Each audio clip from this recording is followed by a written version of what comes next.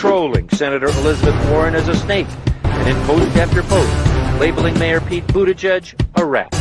Two victims of this tell CNN they were so afraid of the online attacks they faced, they don't even want us to describe the circumstances for fear it would start up again.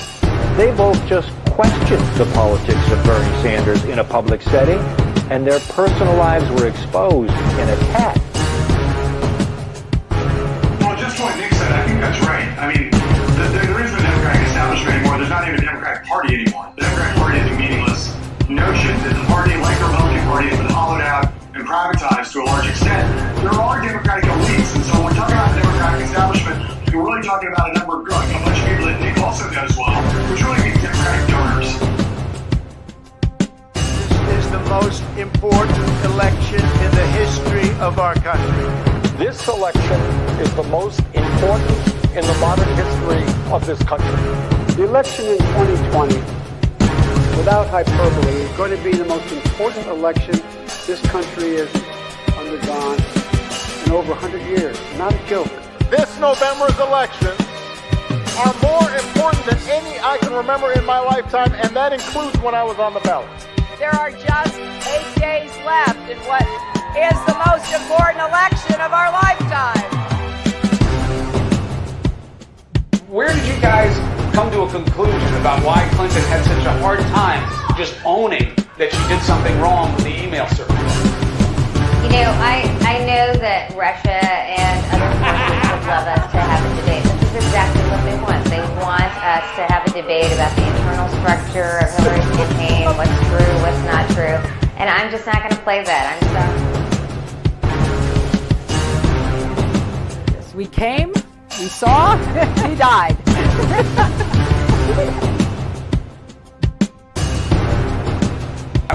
I was the CIA director. We lied, we cheated, we stole. It's like we had entire training courses.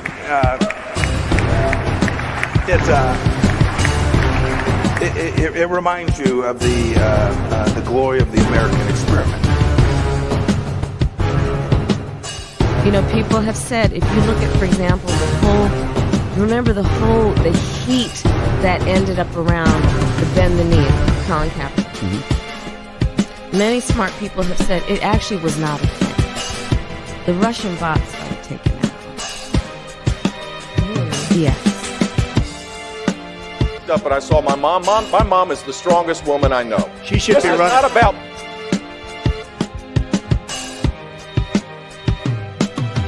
If you're like me, one of the millions suffering from pain caused by migraine, Nurtec ODT may help. It's the only medication that can treat a migraine when it strikes and prevent migraine attacks. Trump and the Republicans lose on Tuesday, and if they lose badly, it's not going to be because of the left, whatever that means. It's not because of the 50 Antifa black mask guys who roam around the United States breaking windows and committing mayhem, most of whom are probably paid police informers.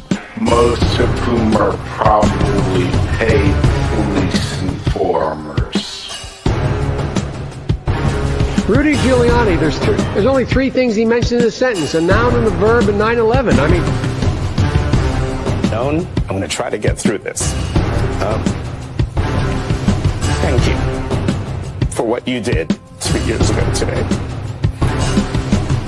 And I went to Wall Street in December of 2007, before the big crash that we had, and I basically said, cut it out. And now I want to hand it over to the president of Ukraine, who has as much courage as he has determination. Ladies and gentlemen, President Putin.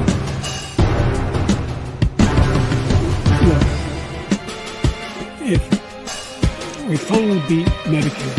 Thank you, President Biden. This version of Biden, intellectually, analytically, is the best Biden ever.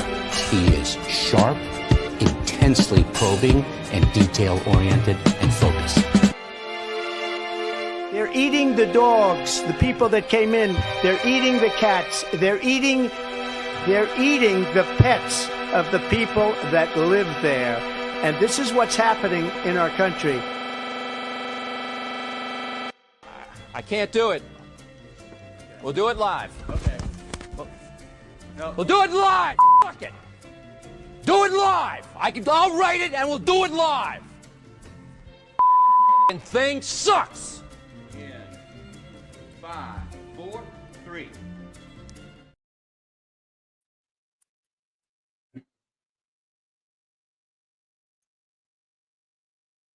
Citizens of the internet, welcome to another week of politics.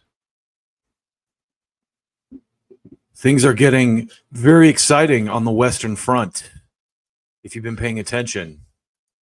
And before I get going too heavy, I'm just going to make sure to give a shout out to all the homies and make sure that my mic and camera are working properly as we venture into today's batch of stories. And we got a batch for you. Oh boy. A lot of good stuff to cover today. But it's been another week of kind of just this insane disconnect between reality and what's actually going on in the world. And even, I'll give Elon Musk a lot of credit, despite, he gets a lot of crap for Twitter, but Twitter or X is by far the most up-to-date kind of free source for news that there is still. You still are way more informed, despite the censorship. There is clearly a lot of censorship and a lot of, algorithmic suppression still on Twitter, but you still get a lot of the real news faster than the typical, American public who consumes it through legacy sources.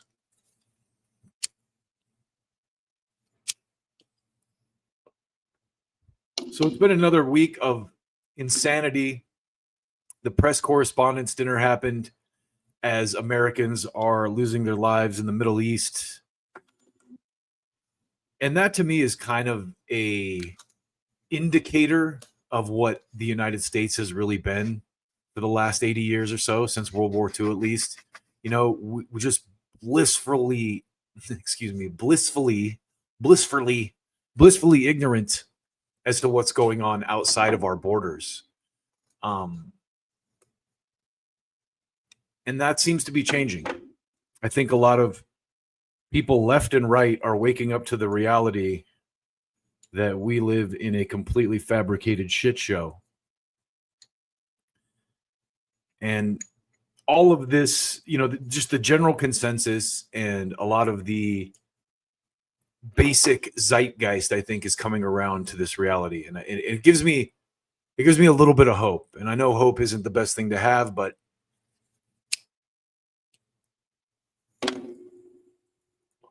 in a lot of our cases, it's all we got, right? So let's talk about what's going on in the world. Today's thumbnail, of course, features Tim Pool and Laura Loomer flashing that sweet, sweet influencer cash.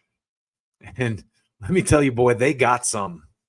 We're going to get into that in a few minutes. But to start, we are going to discuss the Iran war, because I wanted to call this segment Obama Gets the Last Laugh, because we are still attempting to wage war in Iran, in the Middle East, with an ancient civilization that has been around many centuries longer than the United States has, and has proven to be a very resilient, tenacious society.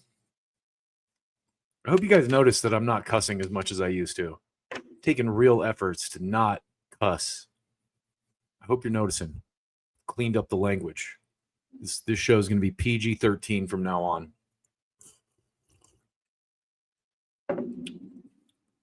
But Iran, or the Arabs in the Middle East, famously refer to the USA as the Great Satan. And up until recently, I kind of, I never really thought much about it, but I think when you see what I'm about to show you, you're going to understand why we have earned that moniker on the world stage.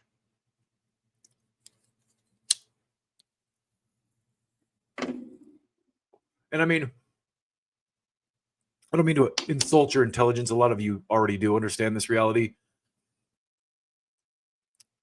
But this, you can add this to the list. Add this to your cart, if you will.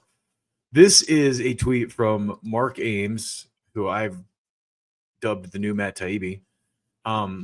And he's talking about this clip from Fox News discussing attacks on Iranian infrastructure as if it's just another day at work.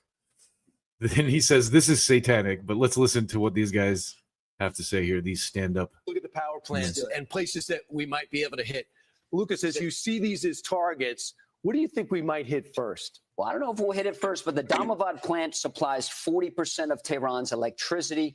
The Bashir nuclear power plant, probably not likely a target. The Russians built this. They still supply Iran with... We're gonna power plant, guys! There's a risk to blowing up a nuclear plant. There's no question. Now, the South Pars gas field, this sits on the largest natural gas field in the world. Israeli forces hit this on March 18th, in the beginning of the war. Iran responded by hitting. That's the sound that this guy actually hears in his head as natural he gas field in terms military of plans targets. on TV. But let me ask you here. This is the Strait. Yeah, this is the Strait. So Right if here. we want to send a message in the Strait where they're hitting ships in the Strait, wouldn't that be a place we go? It would. The only question is what would be Iran's response. We've seen Iran hit back in Qatar's oil field, natural gas oil fields in the UAE. That's the big thing. You mean they'll have a like response if we hit a power plant? The Fox News hosts then added,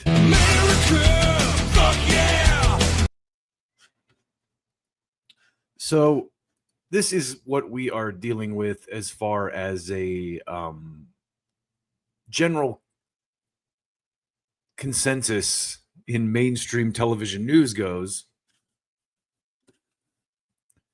Because while you might not see MSNBC going this hard on the, hey, what should we attack front, they definitely support it too, as does CNN. They're all on the same page when it comes to foreign wars. That we know beyond a doubt. Let's go back to our little slideshow here and talk about what's going on in the Middle East, because it's shaping up to be a real doozy. And that clip, with the Fox News guys talking about where to strike, when you think about that, what that really breaks down to is weapons. Weapons makers run the economy. Weapons makers run the news. It's very similar to the way that pharmaceutical companies kind of buy influence in the media, or really monopolize influence in the media.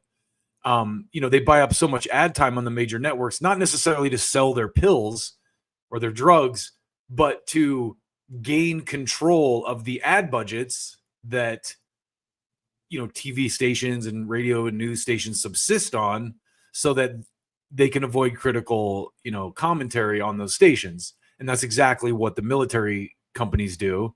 Same goes for weapons, Lockheed, Raytheon. No one that watches CNN or Fox News is trying to buy weapons from Lockheed. It's not like they're running ads on Fox like, hey, buy our new missiles, guys. There's a reason that they're doing it, though, because they do run ads on those stations. I'm sure you've seen them if you watch any of those stations. And they have experts from those companies, paid experts on those channels to keep their product moving. But and the people on the news stations, too, are just paid to play along like this is a normal thing. Well, Jim, which place should we kill innocent women and children first at? Wow, in the name of profit. Wow, we are so moral and good. Let's hit them right here. But this is a article I wanted to show you from Foreign Policy about the current state of things in Iran for the United States. A war of choice has turned into a strategic disaster for Washington. It's looking like we hit a wall in Iran. This is from Foreign Policy. Trump was elected to not do this. That's why that's why he won the election, because he ran on a platform of not doing this. And then as soon as he got into office, the usual dick pigs convinced him it was the move. The Mike Waltzes, the Marco Rubios, the Lindsey Grahams. Trump immediately became one of them, despite winning an election on not being one of them. Funny how that works, isn't it? Very similar to Obama's trajectory. Remember that? Obama won the Democratic primary because he wasn't Hillary Clinton or one of the stock and trade Democrats. And then as soon as he got into office, he did everything that they ran on. More on Obama in a minute. Not more on Obama. I'm not calling him a moron. I'm just saying we're going to talk more about him in a few. He was actually pretty smart. More on that president in a moment. So foreign policy is calling this a bigger loss than Vietnam. This is their headline. Iran is a bigger defeat than Vietnam. That's quite a statement. Let's read a little bit of it. I copped the first paragraph since I didn't have to subscribe to read that. So that's what we got. That's what we're dealing with today. At his second inaugural, U.S. President Donald Trump announced his hope that our recent presidential election will be remembered as the greatest and most consequential election in the history of our country. By losing his Gulf War, Trump has achieved that goal. His choice to launch a campaign against Iran was encouraged by others, but fully his own. It has led to a reversal that marks a strategic calamity far greater than the U.S. defeat in the Vietnam War. Now, this is a very neocon-like pro-war publication saying this. Let me finish, though. I'm gonna let them finish, though.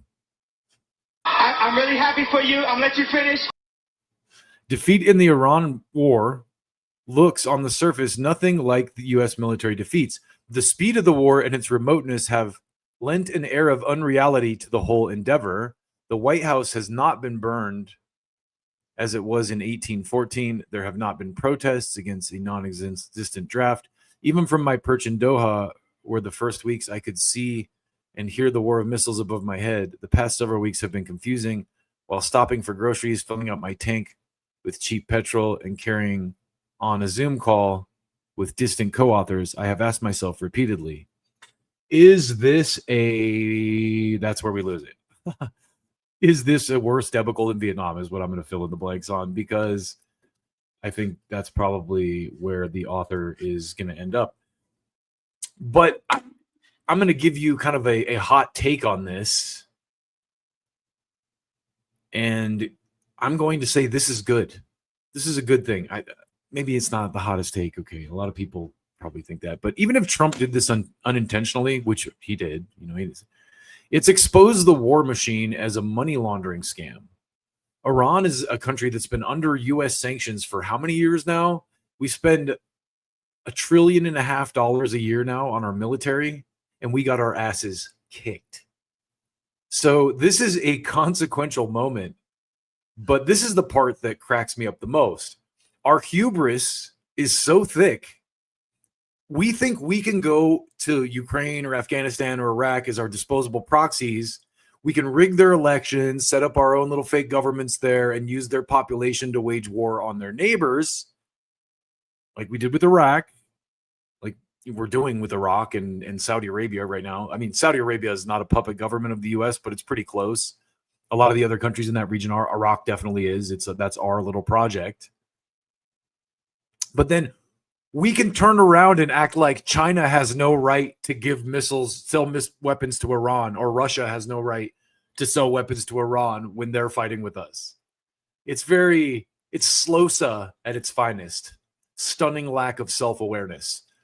But I think most of, real America sees through it. It's a very small minority of inflated dick pig egos, that kind of think this way. Pete Hegseth being a good example. So speaking of peak keg breath, Pete Hegseth, I would like to, okay, it's giving me this whole thing about how I lost connection now.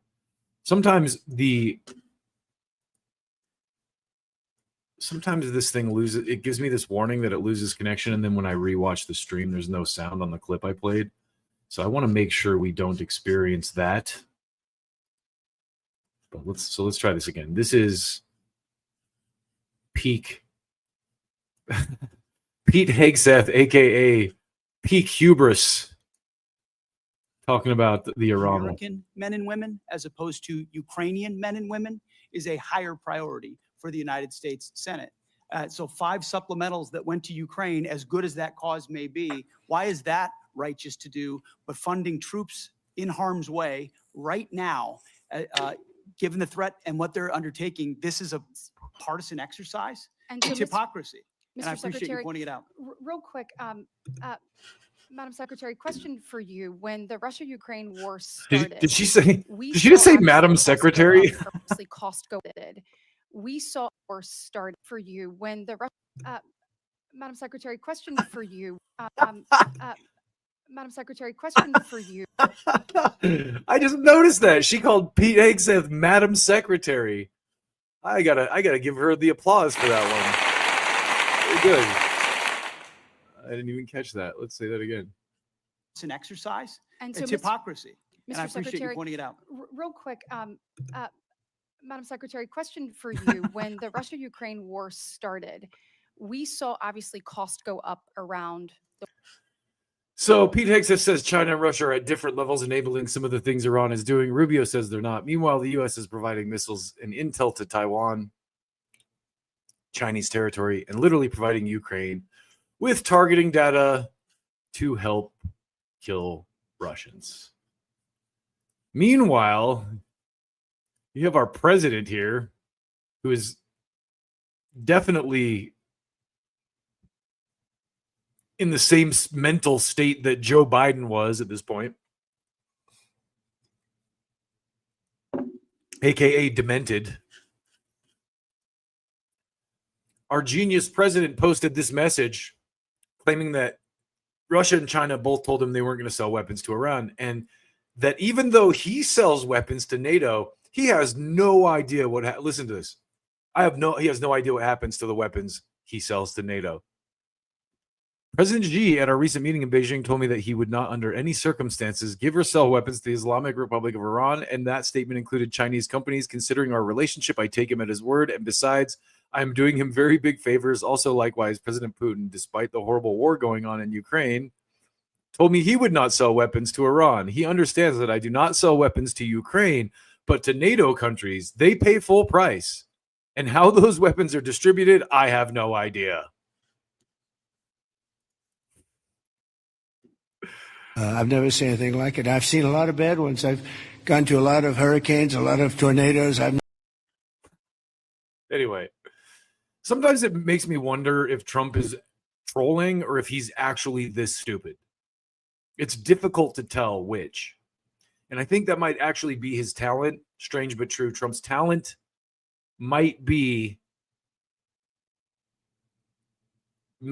speaking in a way that makes his listeners unable to tell if he's actually joking or serious, because the statements he's making are so profoundly stupid and disconnected from reality. And that is evidenced by China's response to this. Breaking, China directly rejects Trump's latest Truth Social claim that Xi told him China would not sell weapons to Iran under any circumstances, saying, as a comprehensive strategic partner, China strongly supports Iran in safeguarding its sovereignty, security, and national dignity. So China didn't even hesitate to just come out. They didn't even sneak diss or anything. They didn't even hesitate to just come out and say, yes, we support Iran, which I absolutely love. American hubris has just made our leaders completely stupid and drunk with power. And as an American, I support these assholes being put in their place by the Chinese, who, let's be honest, have clearly won the future at this point. America needs to wake the fuck up and check itself. But you already knew that. And I just want to continue to hammer on this point I was making earlier about why Trump was elected, because this, more than anything, is why Trump was elected. Listen. Well, I think it hurts Kamala a lot. Is it weird for you to see Liz Cheney, that'd be Dick Cheney's repulsive little daughter, running against you with Kamala Harris? Well, I think it hurts Kamala a lot, actually. Look, she's a deranged person. But the reason she couldn't stand me is that she always wanted to go to war with people. I don't want to go to war. Then, go a couple of years forward or go now. And I don't blame him for sticking with his daughter, but his daughter is a very dumb individual, very dumb. She's a radical war hawk. Let's put her with a rifle standing there with 9 barrels shooting at her, okay? Let's see how she feels about it. When the guns are trained on her face. They're all war hawks when they're sitting in Washington in a nice building saying, oh, gee, let's send 10,000 troops right into the mouth of the enemy. Is it weird for you to see? Interesting. I want to play that last part again. Washington in a nice building saying, oh, gee, they're all war hawks when they're sitting in Washington in a nice building saying, oh, they're all war hawks when they're sitting in Washington in a nice building saying, oh, gee, let's send 10,000 troops right into the mouth of the enemy. Is it weird for go. you to see? So Luke here says, listen, I know most people don't want to hear this, but I think there's 2 possibilities. Trump is a sociopathic manipulator, or he's being threatened, extorted, and blackmailed. I don't see any other options. Do you? It could be a little bit of both, to be honest. I think it might be a bit of both. The blackmail thing is harder for me to accept just because he has weathered so much in that department already. He's been accused of being a Russian spy. He's been accused of being a rapist. And, there's obviously no proof to the Russian spy thing. That's just what Democrats and everyone does now. The Republicans do it with Hamas or whatever, like communism now. But as far as the, sexual stuff, I mean, he was a rich playboy. There's probably some stuff, some blackmail material out there that could be used against him. I don't know. I'm not here to speculate, just here to show you again why I think Trump was elected versus what he's doing now. And I also want to say that a lot of people, there's a lot of this energy that's like, oh, fuck you. You supported Trump. You knew what you're getting into and all that. And spare me your moral, grandstanding, because American elections are always the lesser of 2 evils. And I understand why a lot of people pulled the lever for Trump. I don't blame them. I respect them a lot more than people who voted for Biden. I will say that. And the last slide in our Obama gets the last laugh presentation here is this one. In order to get elected, Barack Obama will start a war with Iran. This is from November of 2011. Well, who started a war with Iran, Trump, and didn't even need to get elected? Just did it for what? The glory or the donor dick suckings? Like,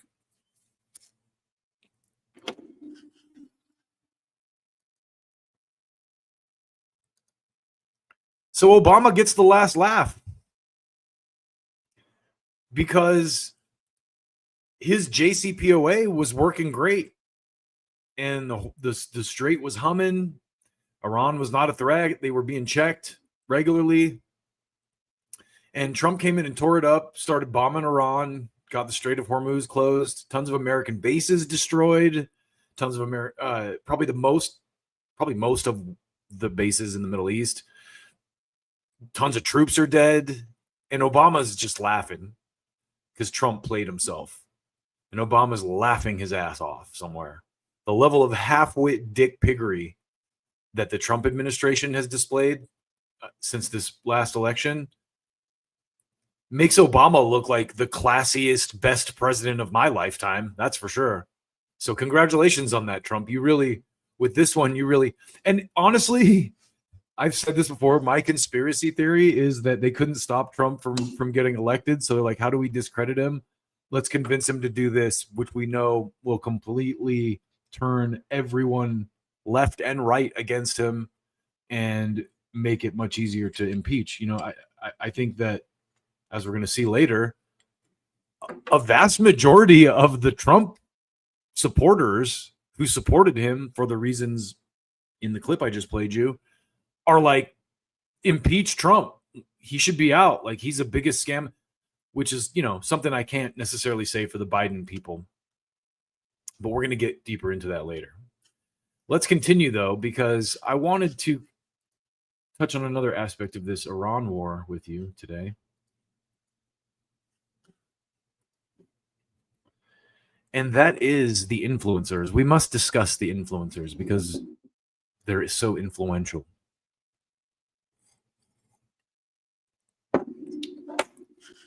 Now, Iran has shown themselves to be a very capable country. And with the help of their allies in China and Russia, they've completely dismantled U.S. dominance in the Middle East. And despite this reality, there are a lot of clowns who want the war to keep going. Unfortunately for them, we may have just run out of ammo. And you can thank Ukraine for that, another war, which I'm sure they all supported too. More on that later. But with all of these wars, you have to know that there is an NED, USAID type budget, and that these type of people somehow are getting kickbacks from it. There is no way in hell. I mean, I went over this, but like Sean Penn is a great example. You're like, what the hell why is Sean Penn, Hollywood actor Sean Penn, out here like giving Zelensky his Oscar, and which is a very Freudian thing to do at this point. But giving Zelensky, do you remember that when Sean Penn gave Zelensky his Oscar? Why is Sean? Well, then you dig into it. Sean Penn has an NGO that gets money from the Ukraine war budget, and that's why he's and I guarantee you the same is true for pretty much everyone who supports any of these wars, unless they're, I don't know, even the generals, even people in the military don't want to do these wars. So I want to show you where we're at as of today. This is the current state of things. Iran recently announced no more ceasefires, American war pigs. I added the war pigs part, but you get the idea. The RGC on U.S. requesting ceasefire. We will no longer allow the United States to replenish its oil and ammunition reserves through deceptive ceasefires and then continue the war. Wow, Iran is wising up.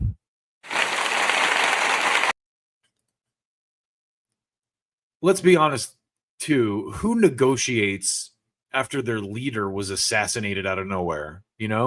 They were too kind from the jump. I'm deeply ashamed of my country.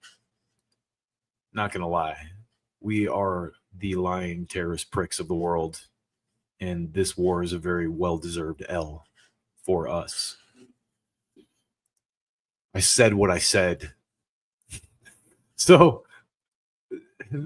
this is, as of recently, Saudi Arabia got in the game and started attacking Yemen. And that didn't work out well because the Houthis took out Aramco, which is one of the Saudis' biggest oil refineries, and the world is going to feel that. So this is a tweet from this guy's a really great account for like Iran war updates. If you're interested in that, I would recommend following him.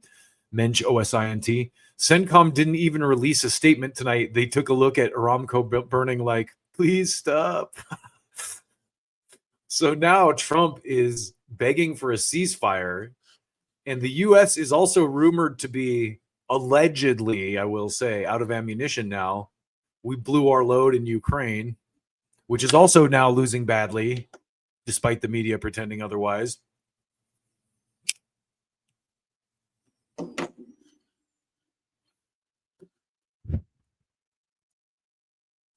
But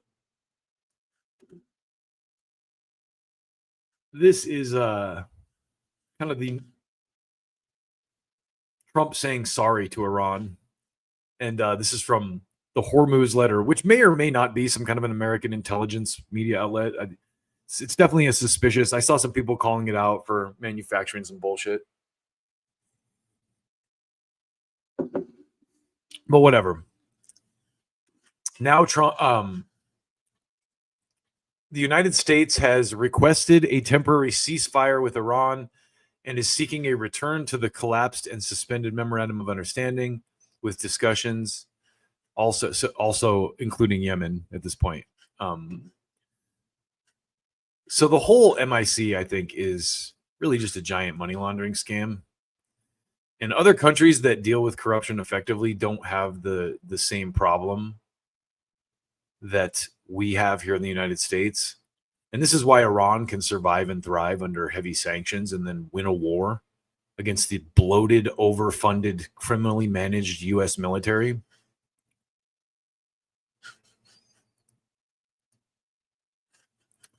This is a tweet from Mark Ames. He says, we're finding out we can't have healthcare and we can't have a military that can fight against people who fight back. The purpose of Pentagon procurement is enriching the rich. The whole country is a series of expansive, violent scams led by the greatest con artist of them all.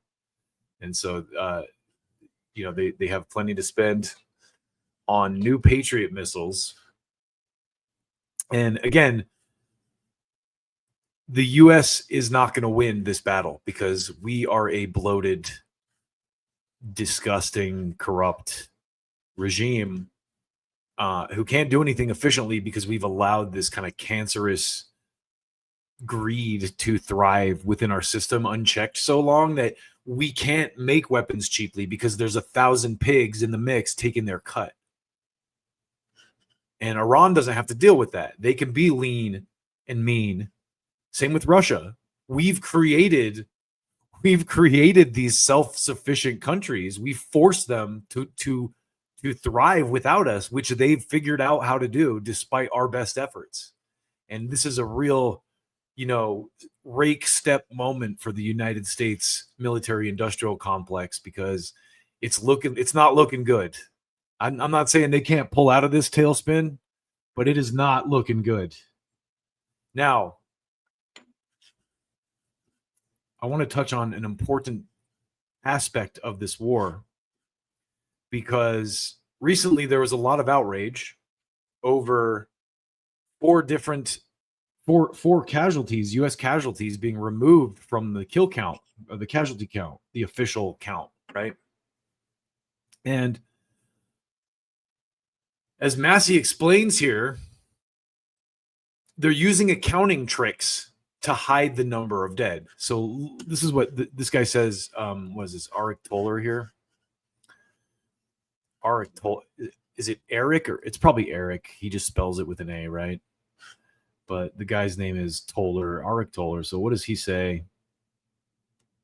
He says the Pentagon removed the names of 4 service members who died in Jordan from their official list of casualties.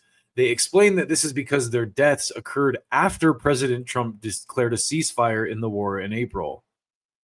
So Massey says, let me explain this absurd ruse. The Pentagon is pretending there have been 2 Iran wars separated by a brief ceasefire. The reality, by going more than 90 days without congressional authorization, Secretary of War is breaking the law and must be held accountable. Now, this is what I love about corrupt ass neocon bullshit like this. These people will figure out a way to get their shit done, even if it's illegal. They're so ideologically driven, they will make this shit happen at all costs. Why can't anyone on the left be like that? You know what I mean? It's like, why can't we have someone who's like healthcare at all costs? Like, even if we have to fucking do some illegal shit to get it through, our opponents are going to do everything they can, legal or illegal. They're going to throw all kinds, so you have to fight dirty sometimes, but you're never going to see that because, most people, these types of people don't have any moral compass or any real kind of like principles or values anyway, outside of self-enrichment and greed. So sociopaths, I mean, what are you going to say? The genius Pete Hegseth at work.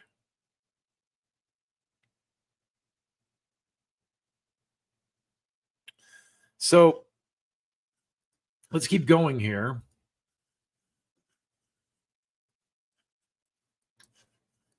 Because in addition to the casualty counts, they've been hiding the effect of the closing of the strait on the economy. And again, if they're going to use these accounting tricks What won't they do?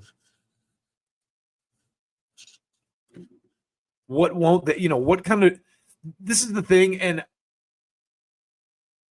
I think, look, people warned that like, oh, the Trump people are going to be so bad. Nothing's off limits for them, da, da, da, da. It's evolving to this for a long time. Like with the Obama people, for example, nothing was off the table for them either. They were just way better at pretending like what they were doing was like the right thing to do. So like a good example being one of the things the Obama people did, quick sidebar here, was they had the Democrats had this whole thing like, we're going to ban insider trading in Congress, da, da, da, da.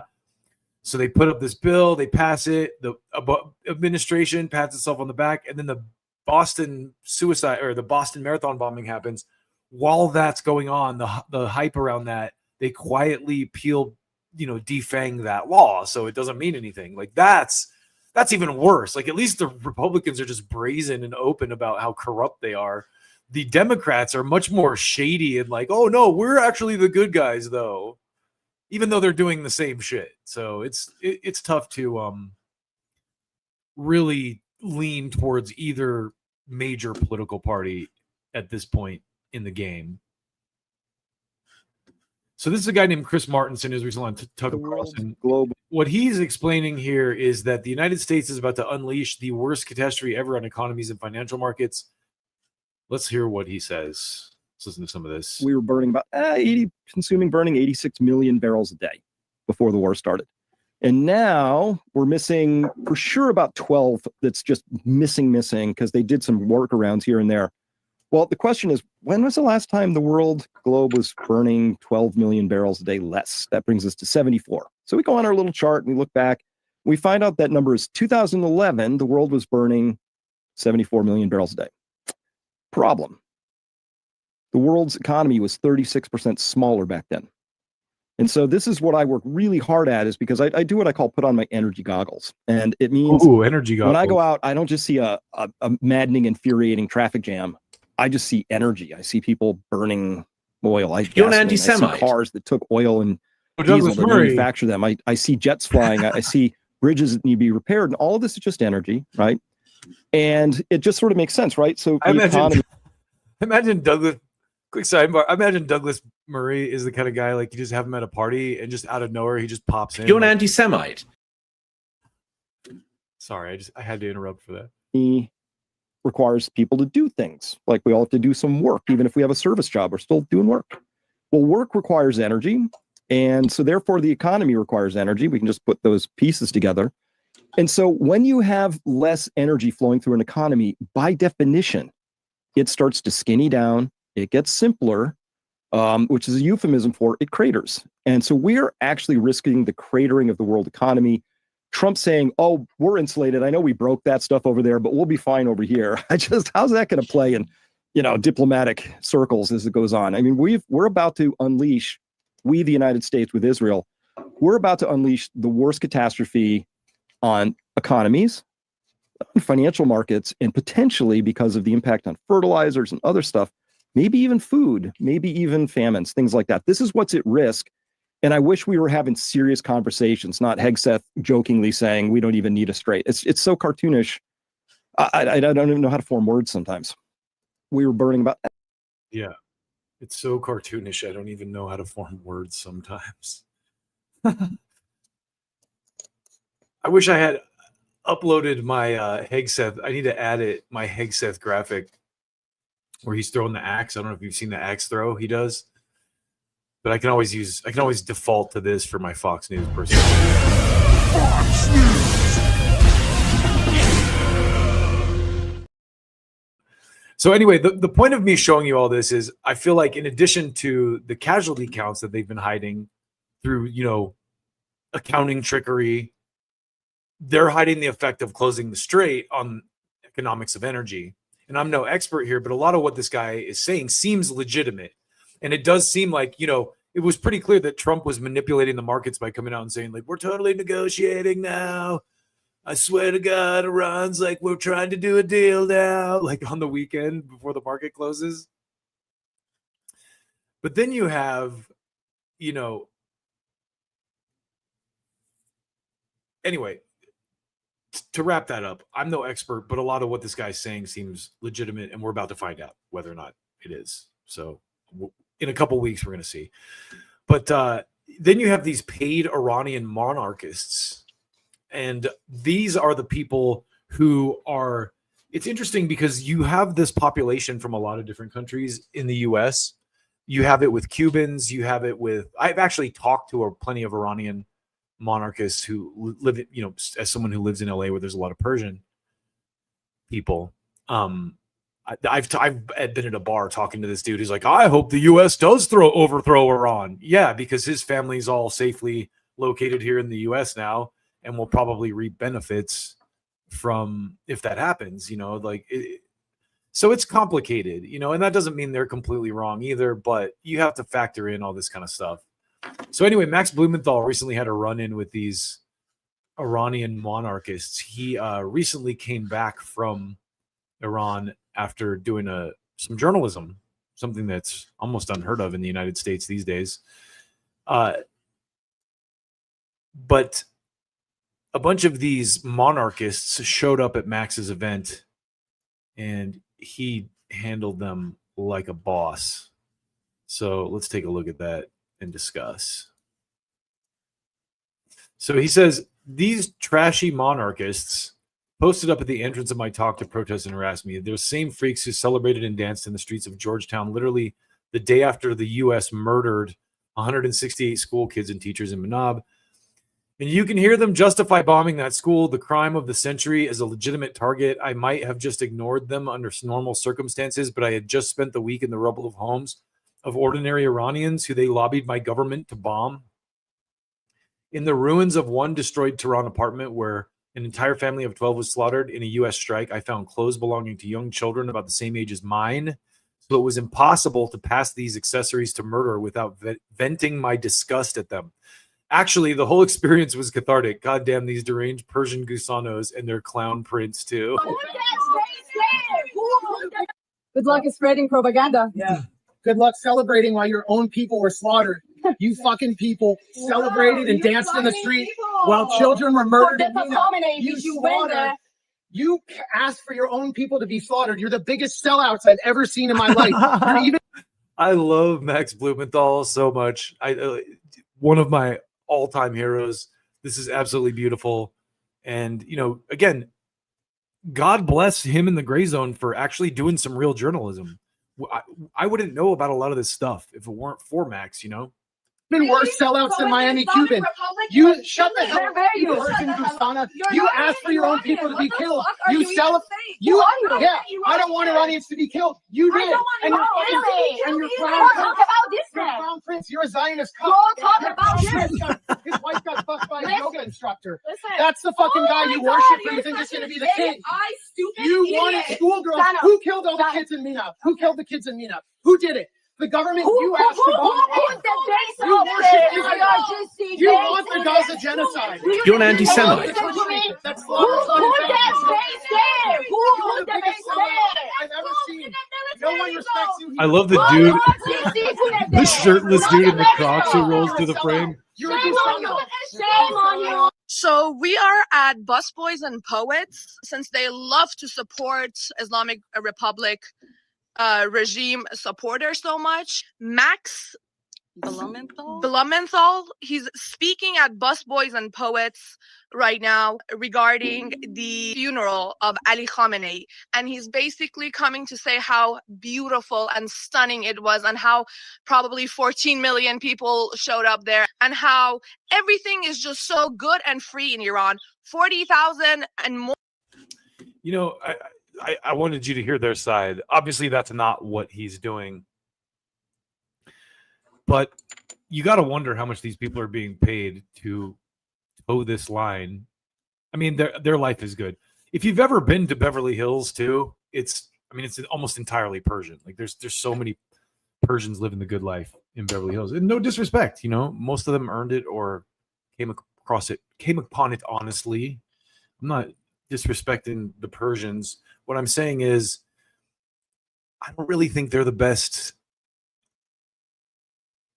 example or the best source of Iranian kind of political vibes for the people who still live in the country that they left. So another fake Iranian, who I've covered before, her name's Masih Alinejad, and this is just another Max Blumenthal original here. But this lady has been reduced to basically, you know, shilling on behalf of maybe the New York Post. Max posted receipts to the fact that she gets USAID money the last time he went in on her.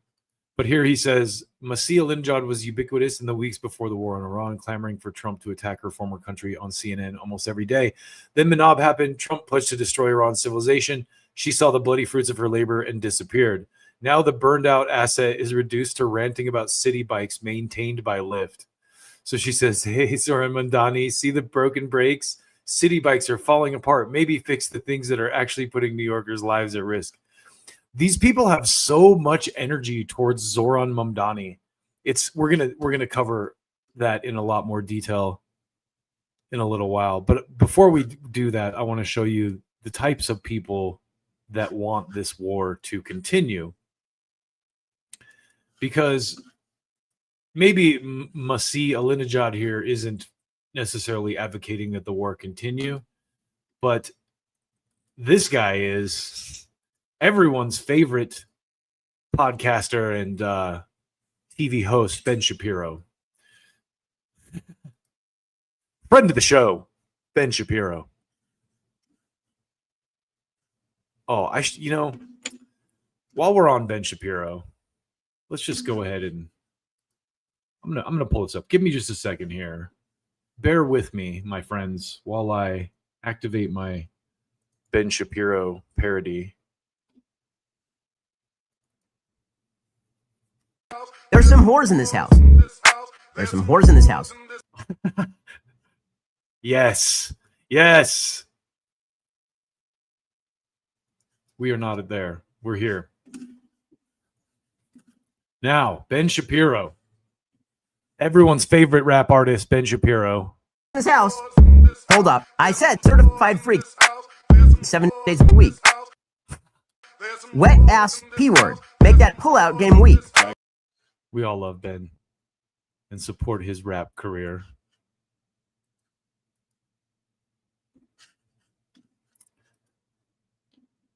Ben Shapiro urges Trump to wage total war on Iran. This is from a few days ago.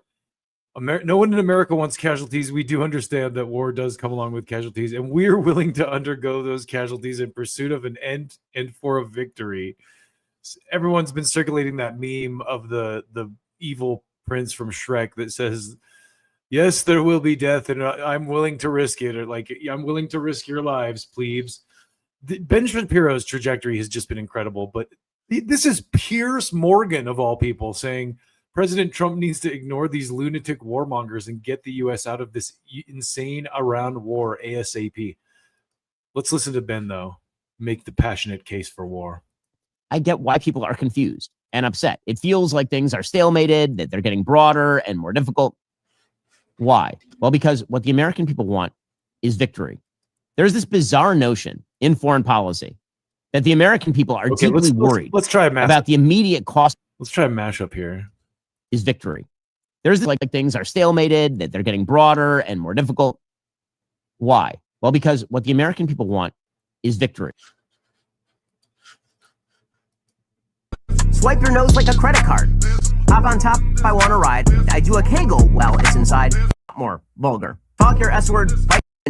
Now get your boots and your coat for this wet ass P word. Pay my tuition just to kiss me on this wet ass P. Right, so P word is female. In post, what I would like to do, it's not going to work here. I'll have to try it another time. But in post, what I would like to do is share him saying what the American people want is, and then cut to wet ass P word, him saying, because I have the whole song. But anyway, enough of my goofing around. Let's listen to Ben finish making his passionate case for war in Iran. Deeply worried about the immediate cost of war to the enemy. that the American people, that we can't handle the ugliness of war for even a day, that every conflict has to be totally antiseptic. And here I'm not even talking about the American willingness to undergo casualties. No one in America wants American casualties. It's a tragedy and a horror. We do understand that war does come along with casualties, and we are willing to undergo those casualties in pursuit of an end and a victory for America. You know, I would have loved it if right there he goes, and that is why myself and my sons have invested in military equipment and gear, and we ourselves are going to the front lines in Iran to fight for this cause we so passionately believe in. If he said that, I'd be like, wow, Ben Shapiro, holy shit. What a G. I would like totally respect that. You know, even though I disagree strongly with it, I would at least appreciate that he has the courage of his convictions and he's not just like, oh, I'm going to sit here and advocate for a war that there's no way in hell me or anyone I know is going to be at risk of dying from. But as far as the idea that, for example, America, we can't hit Kharg Island because the Iranian people would then be deprived of oil resources. The American people are, I should say, not particularly concerned about that. We are far more concerned with why we're there not winning. I think that what we actually ought to do is say an eye for everything. Like you touch a ship in the Strait of Hormuz and we kill the head of the IRGC, we kill Khalibaf, we kill your entire leadership class. Again, we destroy South Pars and we destroy Kharg. One drone and that's what happens. That is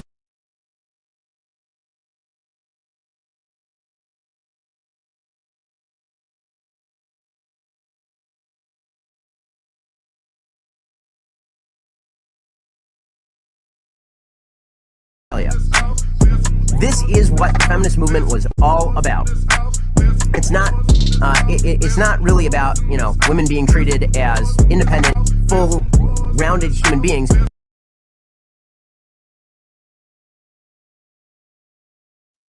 What's it about, Ben? Tell us. Tell us, Ben, what the feminist movement is about. It's about wet ass B word. We're going to have to end that, of course, with. So one more Iran war advocate I want to introduce y'all to is a blast from the past, if you will. A blast from the past. And that happens to be your boy. Everybody's boy, really. Oliver North. No. Patriotic Blonde here actually has been bringing the fire a lot lately. I got to give her some credit, but she says, you cannot make this up. The guy on the left, Oliver North, was arrested and convicted for illegally selling missiles to Iran during the Reagan administration. The guy on the right is Fox News military analyst Ollie North, who thinks Iran shouldn't have missiles. They're the same guy. It's quite impressive that people are so simplistic as to think the world is exactly the same today as it was 40 years ago. You know, I love that argument because it is. That's the thing. I would tell this person, I'm not going to respond right now, but why don't you go back to the 1980s and look at the United States political posture on Iran and Iran's political posture on us, and then get back to me with that, with how things are not the same as they were 40 years ago. So the ultimate irony right there, and most of, Fox News's audience is old enough to remember who Ollie North is. I think that's the part that's the most depressing about that, is that these people, they're definitely old enough to remember the Iran-Contra hearings and the whole Oliver North, timeline and trajectory. But what are you going to do? The USA, so for these Fox News boomers, I'm going to have to bust out with my Alanis. Isn't it ironic? Don't you think? And then I realized that maybe the pharmaceuticals that these people are on have kind of like erased their brain to the point that they don't remember Oliver North and the 1980s Iran-Contra hearings during the Reagan administration. So I do think it's interesting. I just quick sidebar here. I have a very good memory. I have very clear memories, which is not what people tell you for someone who smokes as much marijuana as I do.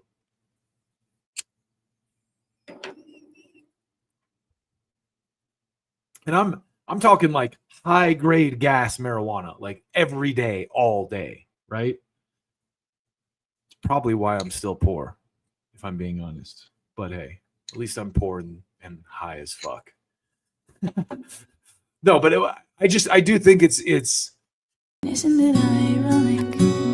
that a person like me who smokes, pound, I was gonna say pounds. It's not that much. I'm not smoke a lot over here. I smoke a lot of weed though. You're gonna have a very good memory still. So maybe my short term isn't great. But another war. Let's get into our next bit here. Another war that the United States is dumping billions into and getting absolutely crushed in it's happening in Ukraine. And the USA on the world stage today looks like, and this is, forgive me for my very active imagination, but the USA to me, I imagine, is like this gigantic World War II era iron robot, like think Optimus Prime, but like built with like steel and really old and clunky and just like short circuiting, punching itself in the dick repeatedly because it's wiring is fried. And just this lumbering robot. That's the best description. Lumbering. That's lumbering ancient robot. Like, and by ancient I mean like post World War II era, like built with steel train, parts and fucking barely held together with super glue and duct tape. Gigantic and unwieldy, and just shorting out, falling down, getting clobbered by more modern age agile robots that are quicker and lighter, maybe hitting one or two of them, swatting them away here and there, but at the end of the day they're really starting to pick it apart. And the people who build those robots don't have to deal with an army of corrupt dick pigs sucking all the funding out of their projects, dipping their snouts in the trough.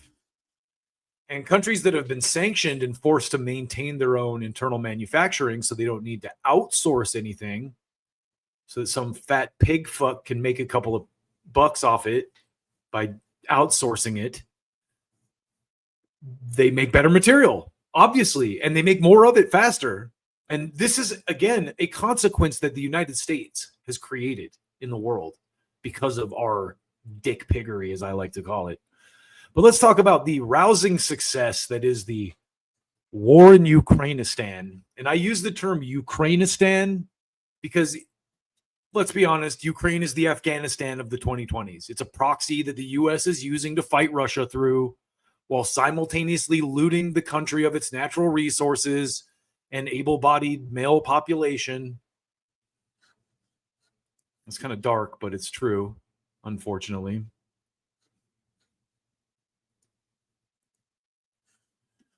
So, lately, Ukraine has been attacking a lot of targets inside Russia, and most of them, or from what I understand, allegedly, what's being reported is that there are these wild berries kind of warehouses, and wild berries is like Russia's version of Amazon. It's kind of like a e-commerce thing that delivers products to everybody throughout the country, consumer level.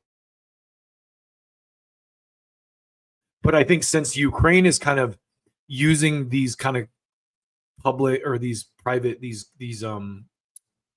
businesses to disguise drone production and stuff like that, they assume that Russia's doing the same, which they probably are. So they're hitting these kind of like consumer grade targets. And what they've been doing is they've been killing civilians and stuff. And again, it's like the company is like Amazon. It's similar, but it could be tied to the military in the same way that Amazon here is, right? Like Amazon runs AWS, which is a branch of that Amazon company that all the military companies or military agencies, government agencies use at AWS servers. I'm sure they have like a military grade, secure, ultra secure, encrypted server or something like that, whatever. But this is the port of Odessa, and it is apparently closed now. Russia has apparently wrapped up their attacks and are blockading the port of Odessa. Now, this is allegedly, of course, but this is what this says here. The port of Odessa has officially announced a shutdown to foreign vessels after 2 weeks of military blockade imposed by the Russian MOD. No vessel is allowed to go in or out without the permission of the Russian Federation or face the consequences. So you're starting to see some parallels here between the Ukraine and Iran wars. And someone made the comment about World War III as if it's not already happening right now. You know, this is World War III, obviously. Russia, China, and Iran against the EU and the United States, really. Who sides with who? I guess we're going to find out. But Russia's been hitting gas stations, and they have apparently closed the port of Odessa. So Glenn Deason says Russia's establishing a blockade of Ukrainian ports by attacking port infrastructure and ships along Ukraine's entire Black Sea coastline, seemingly with the purpose of making Ukraine a de facto landlocked state. So the US and the EU and the Ukraine are arrogantly, if you watch American media, you would think Ukraine is kicking ass, like they're taking Russia out because they're hitting these wild berries factories. And so as a result of that, I think that the kind of elite class that that thinks Ukraine is a great idea and are going to try to drum up support for it, thought that it was a good idea to go to a drone exhibition in Ukraine. And this is what happened. They can attack the wild berries refineries and ships all they want. These will be replaced. Just today, over 100 casualties, allegedly, in a Russian strike on a drone exhibition in Kiev. Will those lives be replaced? No. Ukraine likes flashy PR with no impact to the front lines. Russian strikes have impact and are more precise. PR doesn't win the battle, although I wish the Kremlin bought into it more just for global image boost. How will Ukraine replace their halved population? But don't worry, the media doesn't care. They just hit some Chinese boxes in wild berries. So much winning. Slava cocaine. So this is clearly Russian propaganda. I just want to make sure you're aware of that. Just want to put that out there. But I think Russia has probably been a little too restrained throughout this war, especially after watching the way the U.S. operated in Iran. And also, these countries are calm and calculated with their military. They're not bloated, lumbering robots like I described earlier. And I think this is something that the USA really doesn't grasp, like Eastern philosophy of like watch your enemy bleed out. Why even fight when you can just watch your enemy destroy themselves? Like that's the Eastern philosophy at work, you know, and it looks like it's working. But we are, on the other hand, you know, can't grasp that kind of, you know, military chess, because we're like Michael Bay out here, like we've got billions and billions of dollars to just throw at the military. We're just going to blow everything up. That's the U.S. This is U.S. foreign policy versus America. Fuck yeah! Versus, you know, calm, calculated, strategic, surgical strikes on assets that, you know, your enemy is using to hit you with. So this was Russia's, you know, again, Russia's response to the wild berries thing. 2 hours after the Ukrainian Stratcom Center made fun of attacks on Russian civilians, the wife of its chairman was killed in a Russian missile strike on a weapons exhibition near Kiev Oblast. She worked at the Ukrainian State Security Administration. St. Petersburg. So this is the original tweet here. St. Petersburg residents with a progress report on the special military operation, like kind of, gloating over the fact that there's smoke rising in Russia. And so allegedly, based on this post, the drone exhibition attack was a response to that. And then keep in mind, of course, this is alleged. Now, another suspicious event that occurred recently is an explosion at a large industrial unit in Rattenden village of Essex, England. No word on casualties. And honestly, to date, I have not seen any kind of confirmation of what caused this. So they're being very quiet about it, which is suspicious, of course. But especially the way that the media has been handling this war in general, they really want to present this air of like impenetrability that we can't actually be hit. So they totally ignore the casualty count, for example. So stuff like this, I could understand there being like, you know what I mean, some kind of a intentional suppression going on of this news, right? But this guy says NATO nations are playing with fire in Russia and ultimately will discover that their warehouses are just as flammable.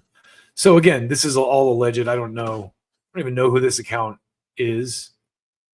Maybe they're a Kremlin propagandist. Whatever the case, it's always good to hear the other side's propaganda too. And the truth is somewhere usually in the middle.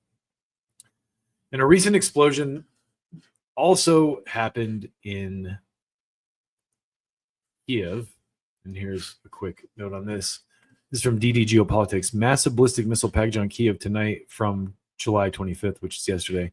Russia putting on a show for Laura Loomer. So putting on a show for Laura Loomer, what does that mean?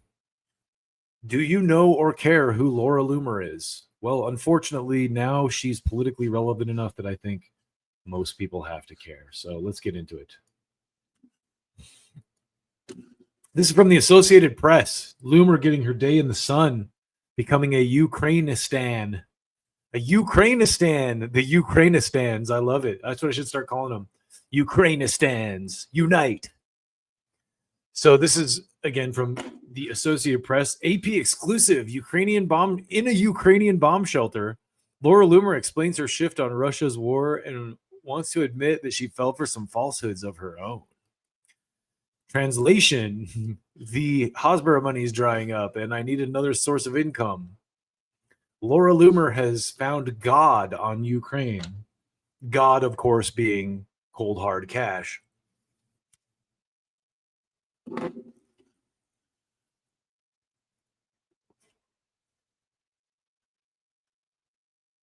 So Nick Cruz kind of sums it up well here. He says, this is what the NATO and DSA left is aligning with, by the way.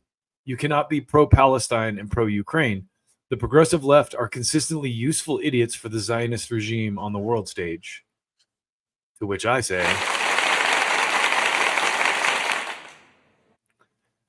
now that Loomer's with the liberals, are they going to question what's going on in Ukraine? Are they going to question the validity of the war effort in Ukraine now that all of a sudden they're on the same page with someone as disgustingly pro-Trump as Laura Loomer?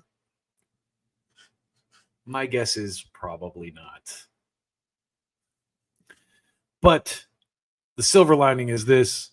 Loomer is becoming the most pro-Russian influencer on the planet without even meaning to. So the point, obviously, that they're making is that Loomer is going to drive more people to the reality that this is a scam. Because now she's in on the grift, and all of a sudden you have to scratch your head and go, wait a minute, why now? Cha-ching. Was that anti-Semitic? Douglas Murray, what do you think? You're an anti-Semite. Thank you, Douglas. It's always friend of the show, Douglas Murray. Always great to have his insightful commentary included here. And of course, Stu Peters, your boy Stu Peters, shared another exclusive photo of the Loomer Zelensky sit down. Laura Loomer sat down for an in-person interview with the Ukrainian President Volodymyr Zelensky today. You gotta love that. That is more than art. That is actually satire. And this is where things get serious, because now fellow beanie wearing guy on the internet, Tim Pool, has joined the chat. Tim Pool apparently got the memo as well. Let's check this out. Ukraine allocating money from the financial aid paid for by European taxpayers to buy American right-wing influencers. Things must be going really well for Zelensky. If we see Cat Turd and Gunther Eagleman post some pro-Ukraine slop, you will know it's over. Very insightful commentary there, Olga. I like to use that applause sample if you haven't noticed. So Timmy here says, Ukraine has been fighting for their very existence against an evil dictator. I see now the importance of the Ukrainian victory against Russia. I hope Trump and the people of the United States will lend their support. That is a very odd tone for Tim Pool. Don't you think? Like, listen to that. Read that last line.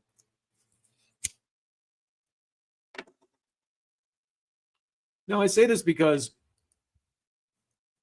a lot of people I saw in the comments under Tim's post thought he was doing this ironically to be like a troll, right? Isn't it ironic? Every time I say ironic, I just have to play Alanis. First of all, you're wrong. And Bill Maher.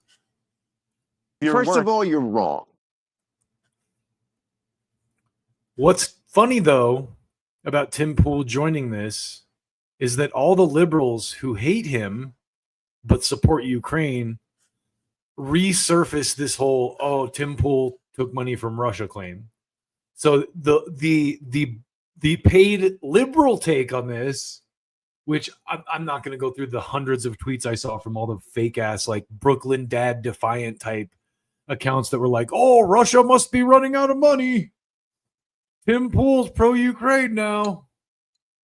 But the tone of Tim there, it sounds defeated. Like, listen, like I just read that last line. I hope Trump and the people of the United States will lend their support. It's clearly a paid thing and just like a defeated tone. He's like, I guess I got to do this for money now. Very clear. So I wanted to revisit this claim, though, of Tim Pool took money from Russia because it was so clearly an op. And I'm going to prove that to you now. But the whole Russia game, especially during the Biden era, was to manufacture this illusion that Russia somehow controls our elections through secret propaganda in order to get you to support censorship on the internet in the name of secure elections. I've covered this 1,000 times on his way out. Obama and Jay Johnson changed election security so that it's under Homeland Security so they can tinker with stuff. The whole thing is insanely suspicious. And that's why I want to walk you through these accusations against Tim Pool. Because listen, I don't even like Tim Pool. I don't watch Tim Pool anymore. I used to like his show because he'd have like a variety of good voices on there. So I'm not here to defend Tim Pool. What I am here to do is point out how dumb and Russophobic liberals are and how easily they chug down gallons of this retarded slop that gets served up to them. So let's go right to the source, the mother brain of liberal ideology, NPR, for the story, the exclusive on how Russian operatives covertly hired U.S. influencers to create viral videos. Are you ready for this, guys? It's about to get heavy. In fact, I'm going to have to pause it, probably.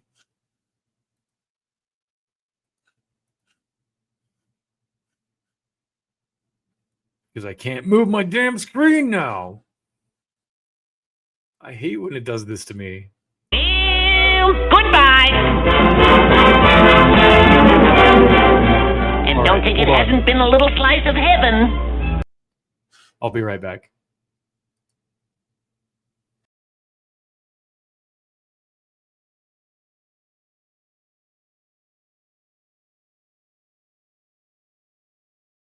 You disgust me. Okay.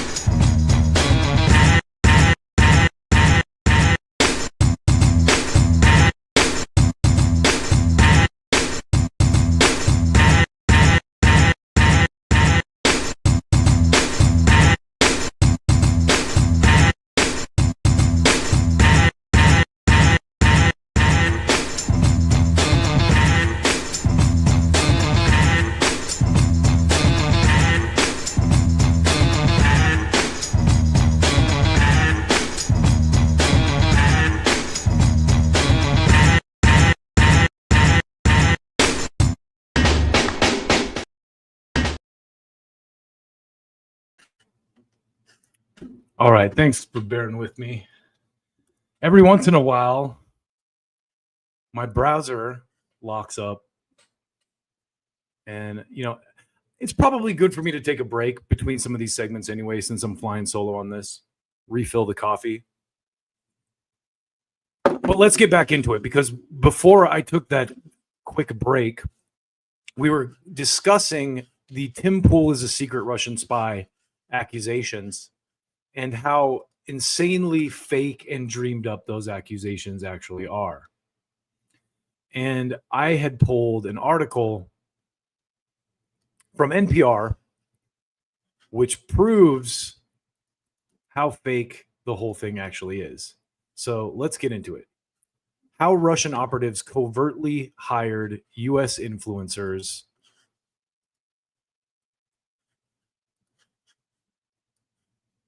to create viral videos. I just had to double check and make sure that my mic and everything is correctly functional. So let's go through this piece by piece, because as I mentioned earlier, this whole thing is one of those things where this is what they do. They indict someone over these accusations, but then the charges never actually go anywhere. It's a complete media concoction, and I'm going to walk you through that now. So here we go. This is the article from NPR, how Russian operatives covertly hired U.S. influencers to create videos. You're going to learn how right here, right now. Are you ready for this? Y'all ready for this?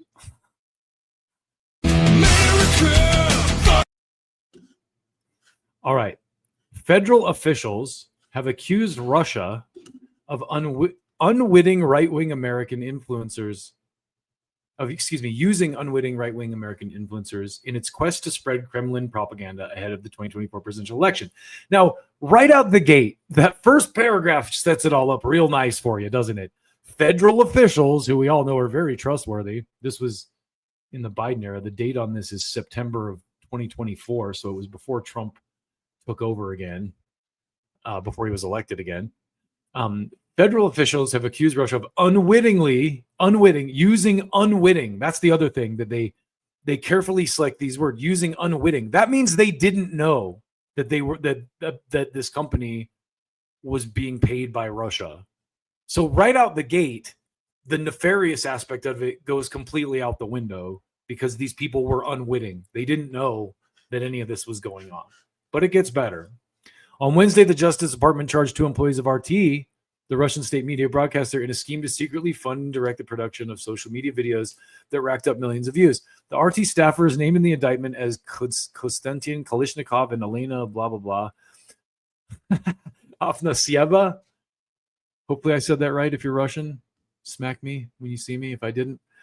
Have been charged with conspiracy to commit money laundering and conspiracy to violate the Foreign Agents Registration Act. I can think of some other countries that do that.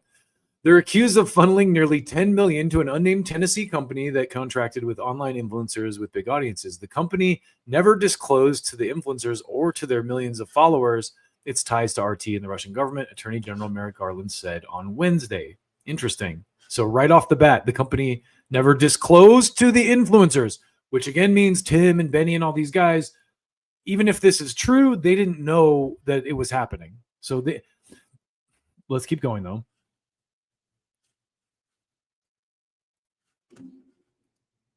Details in the indictment match Nashville, Tennessee-based Tenet Media, including a website description and network of heterodox commentators that focus on Western political and cultural issues.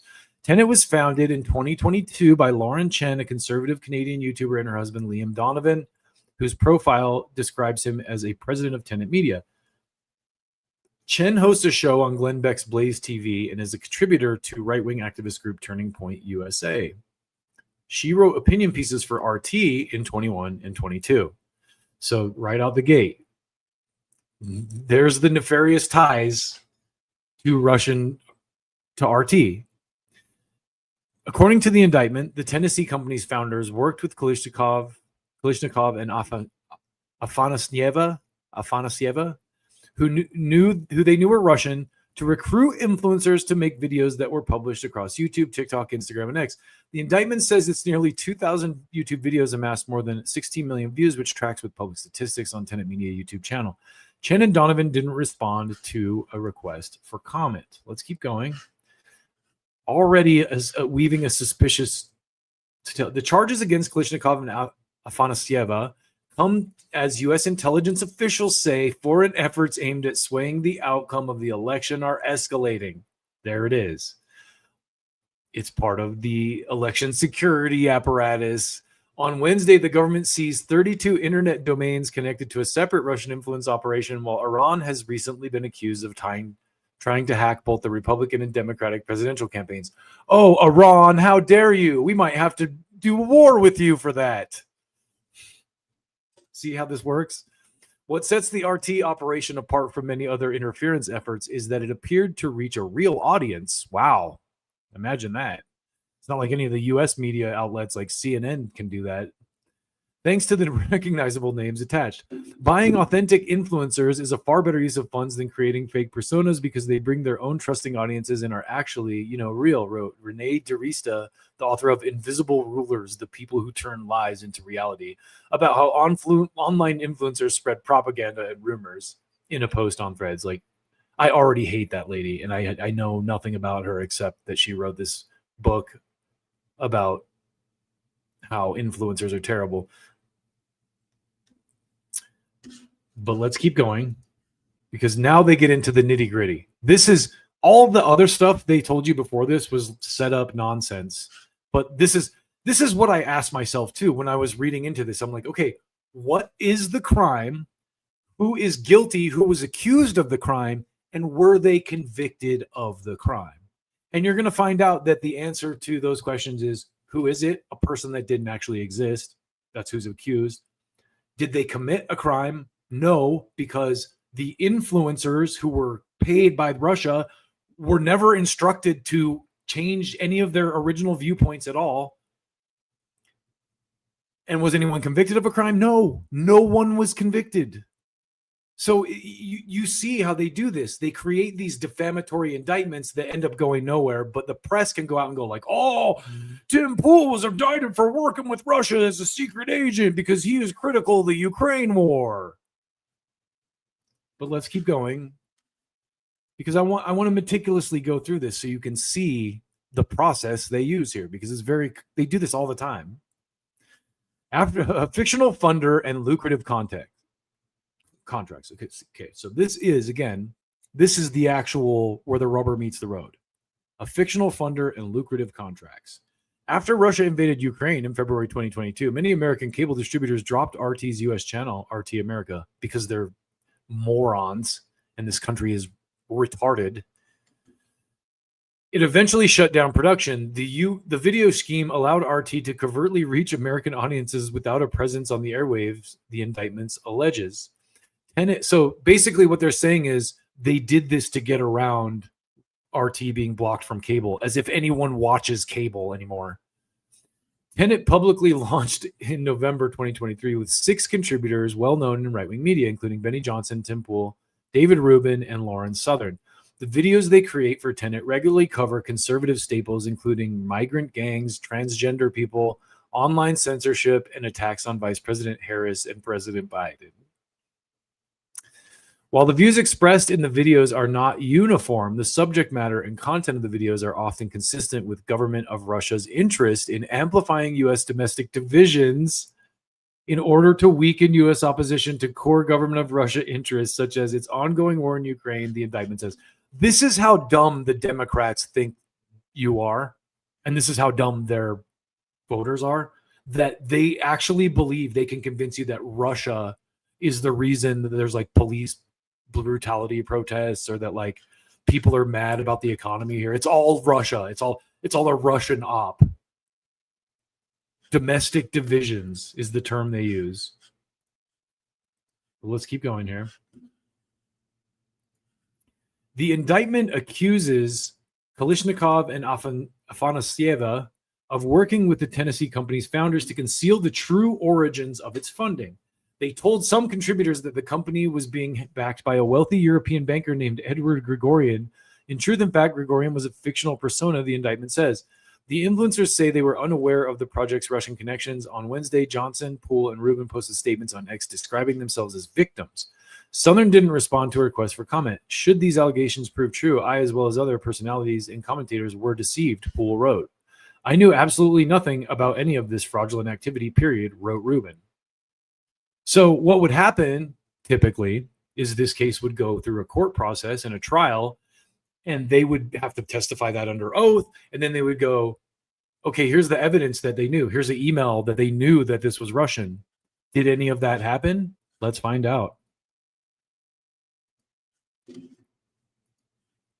So I asked Google AI, was anyone convicted from Tenet Media? And this is what the Google AI results produced with links to Reuters as the source.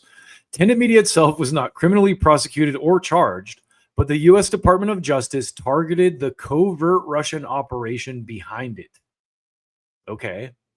Federal prosecutors indicted 2 employees of the Russian state media network RT for money laundering and violating foreign agent registration laws over a $10 million scheme to fund the Tennessee-based company. Were they convicted? No. The indictment and charges the defendants, 2 RT employees, Konstantin Kalishnikov and Elena Afanasieva. Let's ask again. Were the RT employees behind Tenet Media convicted? No. The RT employees behind Tenet Media have not been convicted, according to Google AI. I just wanted to make sure for clarity, because this clearly says that. But again, no one was ever convicted of a crime here. So the idea that there's this secret funded op is such liberal nonsense. It just gives me an opportunity to... Russia did it. No, no. Russia did it. Russia did it. So that pretty much lays it out. Imaginary guy. No one knows who the guy is. Gregorian allegedly gave some money to Tenet Media, and the people who were RT employees were accused of trying to hide that.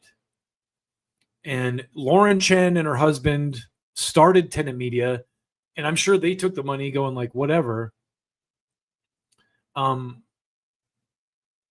the proof, there's literally zero proof that anyone did anything wrong or that this was any kind of Russian influence op. If there was an influence op, what was the influence? No one was asked to change their views. So this was nothing but a media smear campaign, or there would have been charges. The whole thing is vague guilt by association nonsense. And all these influencers get paid by different media companies who they just take the money and do the ad read. In this case, it wasn't even that. And a lot of them have said, they're like, I didn't change my opinion on anything. I was never asked to change my opinion on anything by Tenet Media. So the whole thing is a charade and a way to McCarthyite smear someone whose views you disagree with as a Russian agent. And now they're doing the same thing with communism. So it's getting pretty sad. But I want to keep going here because this account made a great point. So when Candace Owens visited Russia, there was a hysteria about how she must be paid by the Kremlin. Yet when Laura Loomer visits Ukraine and does an interview with their dictator, where's that same energy? One has clearly sold their soul to the devil, and it's not Candace. And to that, I say... So that's the hypocrisy of the media. Nothing to see there. And to round this all out, this is breaking news for you. Everything comes full circle here. Very obviously what's going on, but Trump will be meeting with Zelensky and Netanyahu next Tuesday at the White House. Still don't believe Ukraine and Israel on the same team. Ukraine also just fired on ships in the, like an Iranian ship, I think, in the Caspian Sea, I think it is. And it's funny because a lot of people are like, oh, Zelensky's doing anything he can to try to keep that sweet war money coming in. Yeah, well, we created a monster. So speaking of fake smear campaigns, let's talk about Mamdani, because no one is being smeared harder right now than Mamdani. And it's gotten so desperate that they're going back to the old 9/11 era Muslims are scary smear tactics. And listen, this is the thing about Mamdani I have to say as a disclaimer, right? He's playing to the Democrats. He's playing to but he's also on the page that I want more Democrats to be on. So, the guy it's kind of funny. Like with the left, you can't ever win. All the left people are like, Mamdani sucks, fuck Mamdani. They're they're being propagandized to hate the guy too. But it's one of those things where you can't win for losing, right? Where it's like, hey, your ideas are winning now, and you're mad at this guy because he's playing the politics game. And I liken it to Obama because while I don't think Obama effectively did any of the things I really wanted him to do, he was very good at winning elections and playing the game and being that kind of, and I think Mamdani has a similar trajectory, right? Have you ever read the book, How to Win Friends and Influence People? You attract more flies with honey. So if you're a guy who's advocating for socialist policies and everyone's throwing eggs at you and whatever, it's not good to like start a fight with Obama and Pelosi and all those people on the other side of you too. You need their help as much as possible. It doesn't mean you have to go along with every single thing they do or say, but you also have to kind of make allies where you can and run with, it's like being in prison, right? Like you ally with your group or whatever. Now you can be a influential voice within that party, but so many people on the left are just like, Mamdani's a piece of shit. And I watch the way that he's being smeared and attacked on the daily. There's obviously a lot of money and power behind these smears. It means he's on the right track. That to me is the best sign that he's doing something that is pissing the right people off. So New York Post has an article recently about this guy, these guys. Families of 9/11 victims want to ban Mamdani from sacred 25th anniversary ceremony at Ground Zero. Unwelcome guest.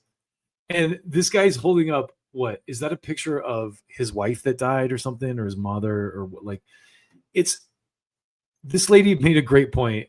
It's Islamophobic bullshit is what it is. Mamdani was 9 years old, almost 10, when 9/11 happened. I promise you, he had absolutely fucking nothing to do with it.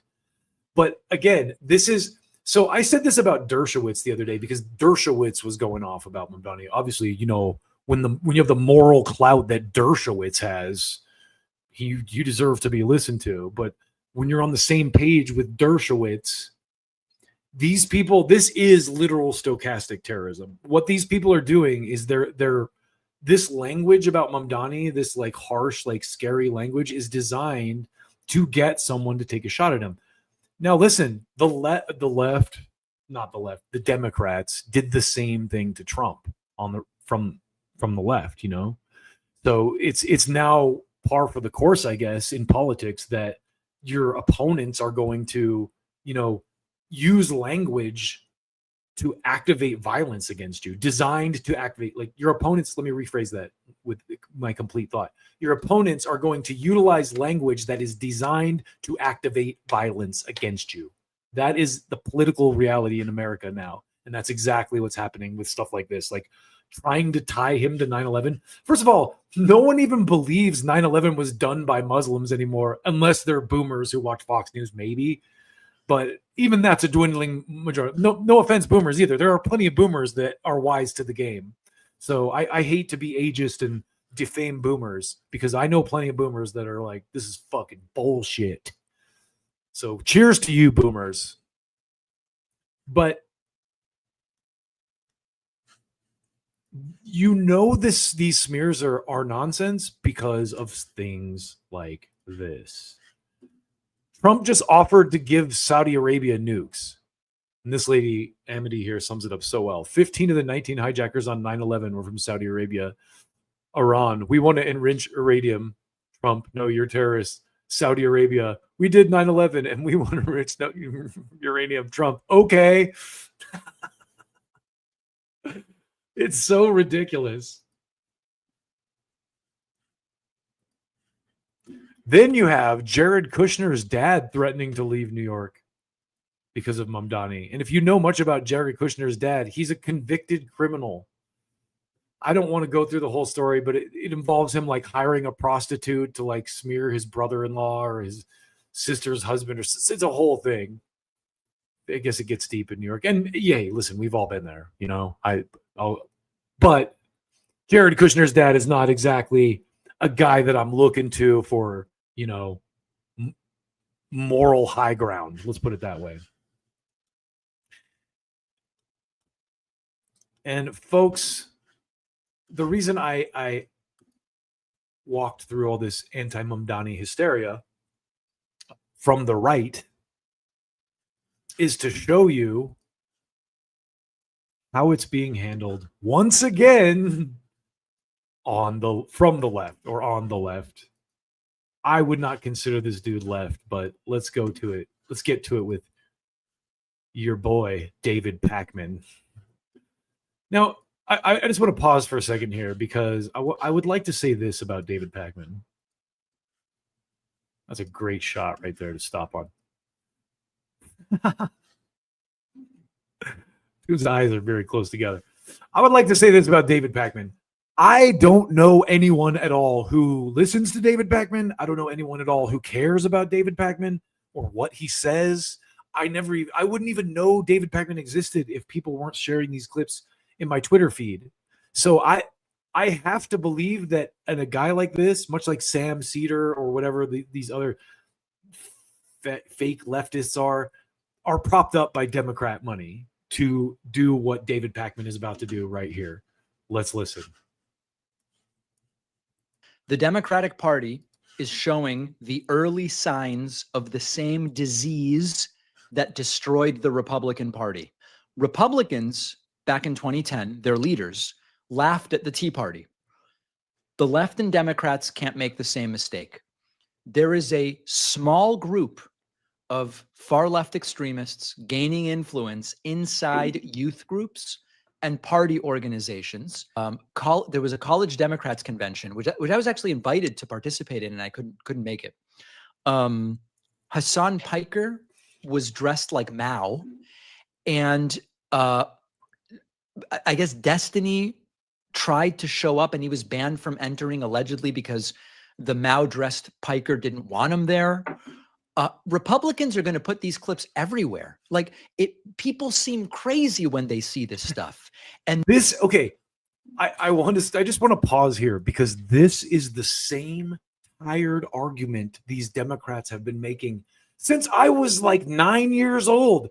You're going to scare away the centrists by having the courage of your convictions and actually being left and actually being a working class party. You're going to give the Republic, like imagine Republicans out there like, the Democrats want to give you socialized medicine that you don't even have to pay for.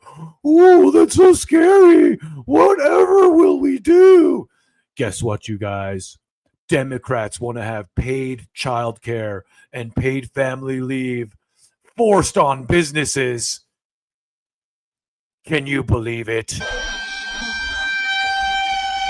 That's the ad.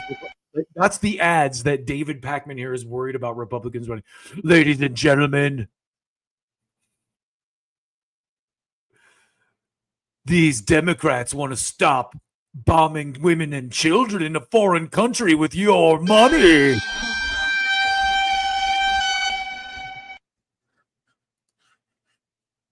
They are going to abolish the police and abolish borders and abolish prisons and play them on a loop for 6 months. Democrats must act now and intelligently. The centrists don't really do anything, make very milquetoast fringe suggestions that you don't even really. I do want to say there is a kernel of truth here. Okay. There is a kernel of truth here. There are some really dumb elements of the left that should not be listened to at all, like the open borders people and the people that think men are women. And listen, you don't have to be a bigot. You can trans people have rights. They should be treated like normal people. They shouldn't, their pronouns should be honored, all that stuff. Sensible people can agree with that, but not take it to a level where it's just annoying and is counterproductive to your cause. That's the point here. And what he's talking about here has a little bit of truth to it in the sense that, like, no, we don't want to honor well, we should have no borders and everyone should be able to just come in as they want. This is how leftists get. Leftists have their goodwill used against their own best interests. This is the game that gets played with the left, because I think most leftists have good intentions. They're well-intentioned people. People on the left want the best for everyone. We want a fair society. We want a society where you don't have to die if you can't afford a doctor. Oh my God, we're such heathens and terrible communists, right? But we're counterproductive to those causes when we go, oh, dude, you're a bigot if you don't think that dude who's clearly a dude wearing a wig is a woman, okay? Again, you can honor trans people's pronouns, you can be respectful of trans people's rights, but you don't have to make your entire party platform walking on eggshells around that. And that's just one example. Sorry, trans people, I'm not trying to pick on you. I'm just using that as the image, the issue du jour that because they do this on other things too, and like Graham Plattner is a good example. I'll keep going back to this. As soon as anyone rustlings of a sexual, we're going to get into this in a minute with the ICC guy now got ousted for sexual assault charges. But it's counterproductive. Now you're losing all these votes in Congress that would work to pass Medicare for all, hopefully. If they don't, you have to trust them at their word. And when they get there, if they don't do it, hold them to account. That's all you can do. Like AOC, it's like, listen, when she ran like Trump ran on this, but now he's not doing it. And his voters have the balls to be like, no, fuck Trump. I didn't vote for him for war with Iran. He's out. Impeach him. You never saw that with Biden voters. You never saw Biden voters go like, hey, he didn't do anything for student loans. Like, why don't we impeach him? Let's be honest. The war with Iran is a lot more intense than not undoing student loan debt, but you get the idea. Let's let Pacman finish here. Voice of the libs. Really push for, not working. Okay. This other thing of like end everything, it's a sort of destructive accelerationism. That's also not going to work. So I think that what we need here are no apologetics for dictatorship, no apologetics for authoritarianism, no harassment, no anti-Semitism, no allowing online factions to decide which liberals may enter the room. See, this is such projection because this is what the Democratic Party, or I don't even like to call them the Democratic Party because they're not democratic.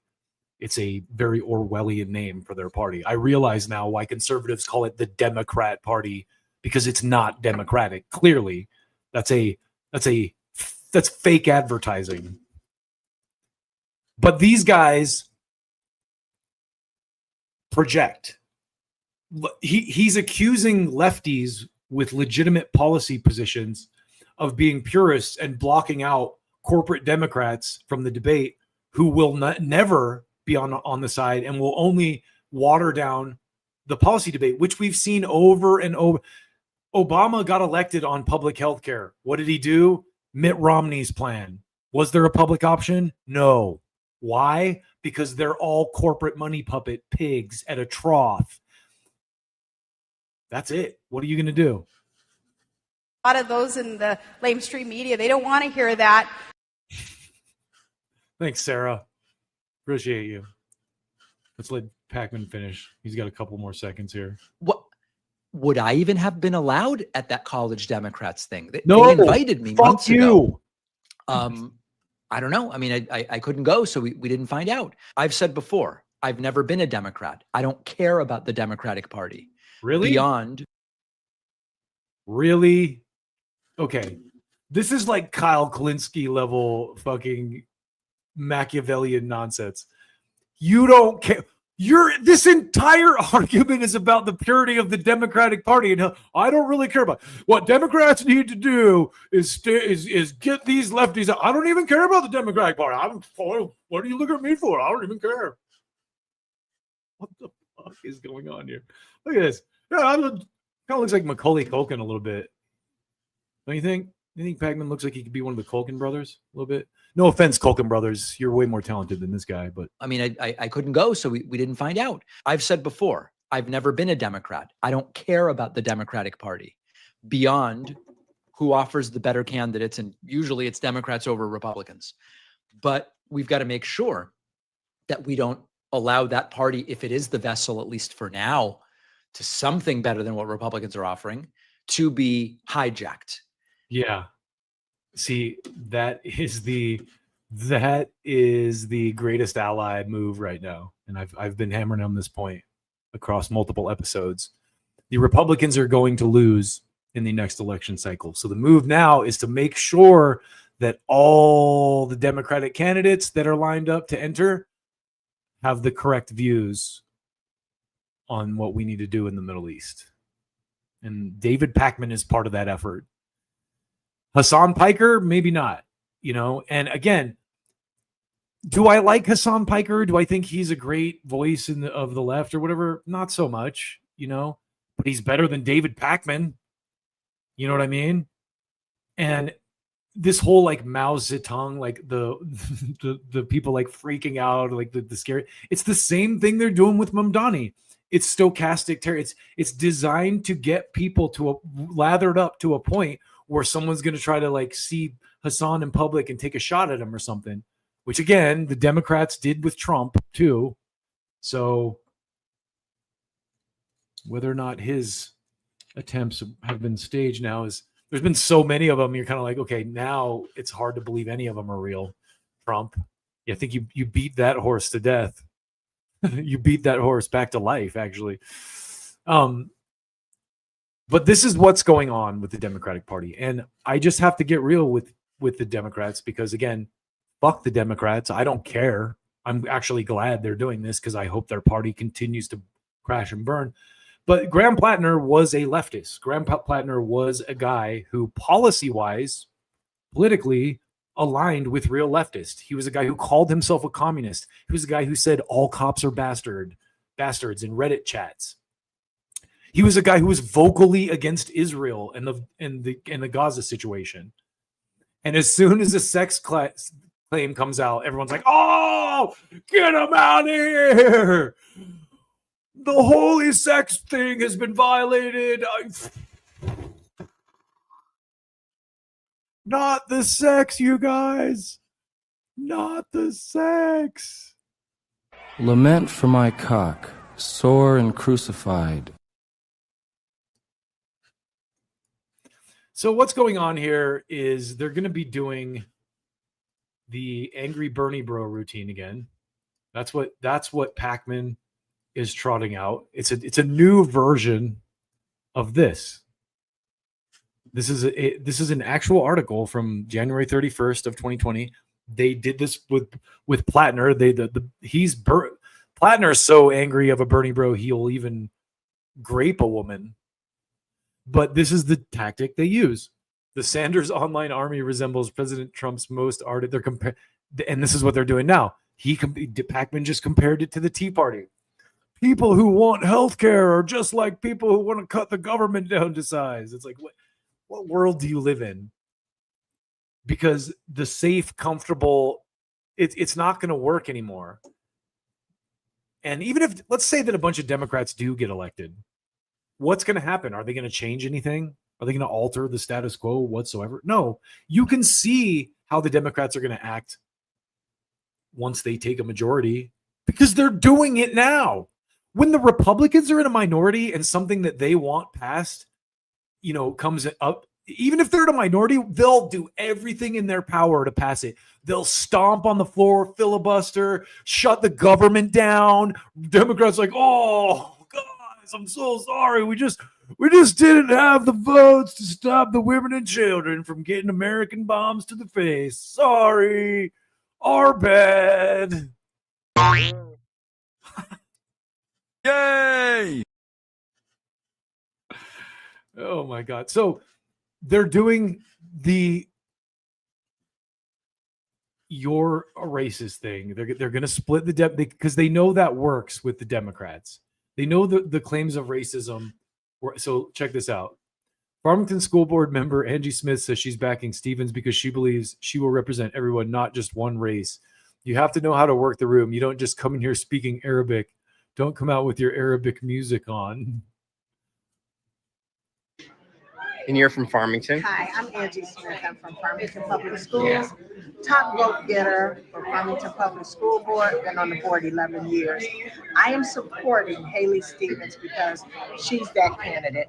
We need someone that can represent all of us, not just one race, but all races. So this is the problem, I think, and not that these people are going to wield claims of racism as a weapon against their political opponents, because that's going to happen every political cycle. And the one thing I think I liked more than anything about Trump is that he just went like, "Fuck you. I don't care. Say it. Fuck you.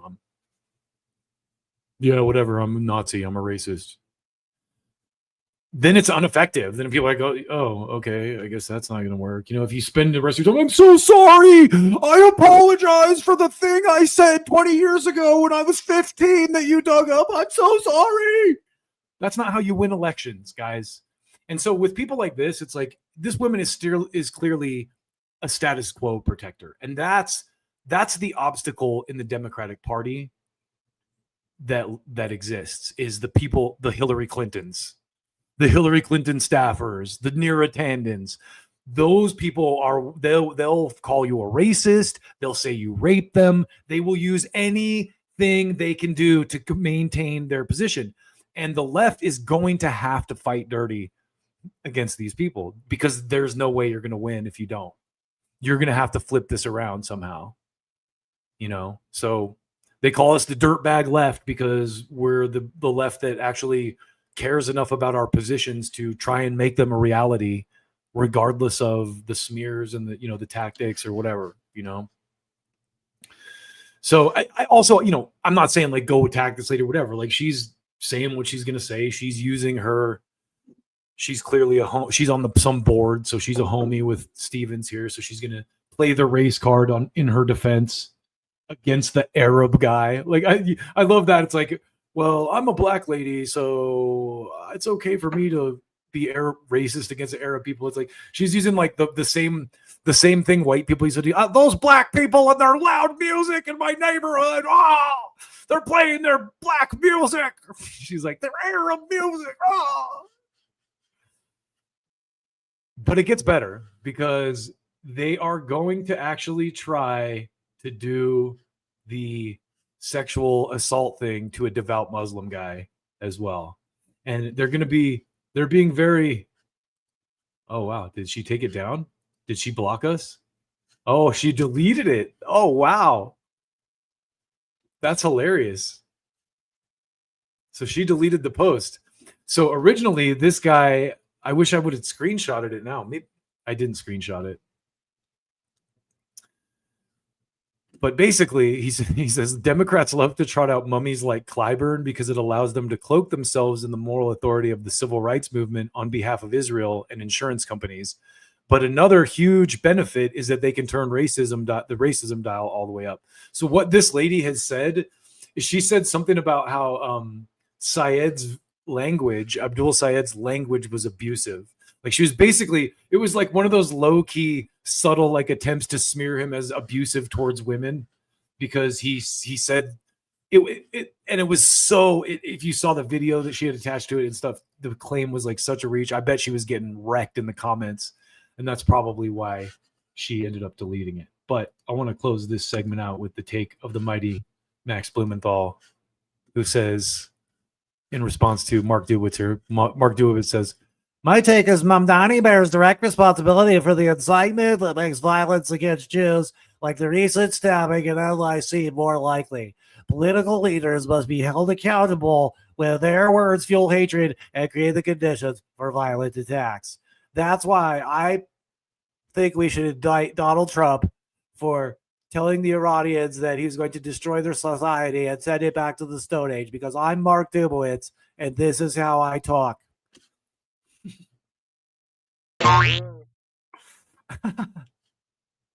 I've never seen anything like it. I've seen a lot of bad ones.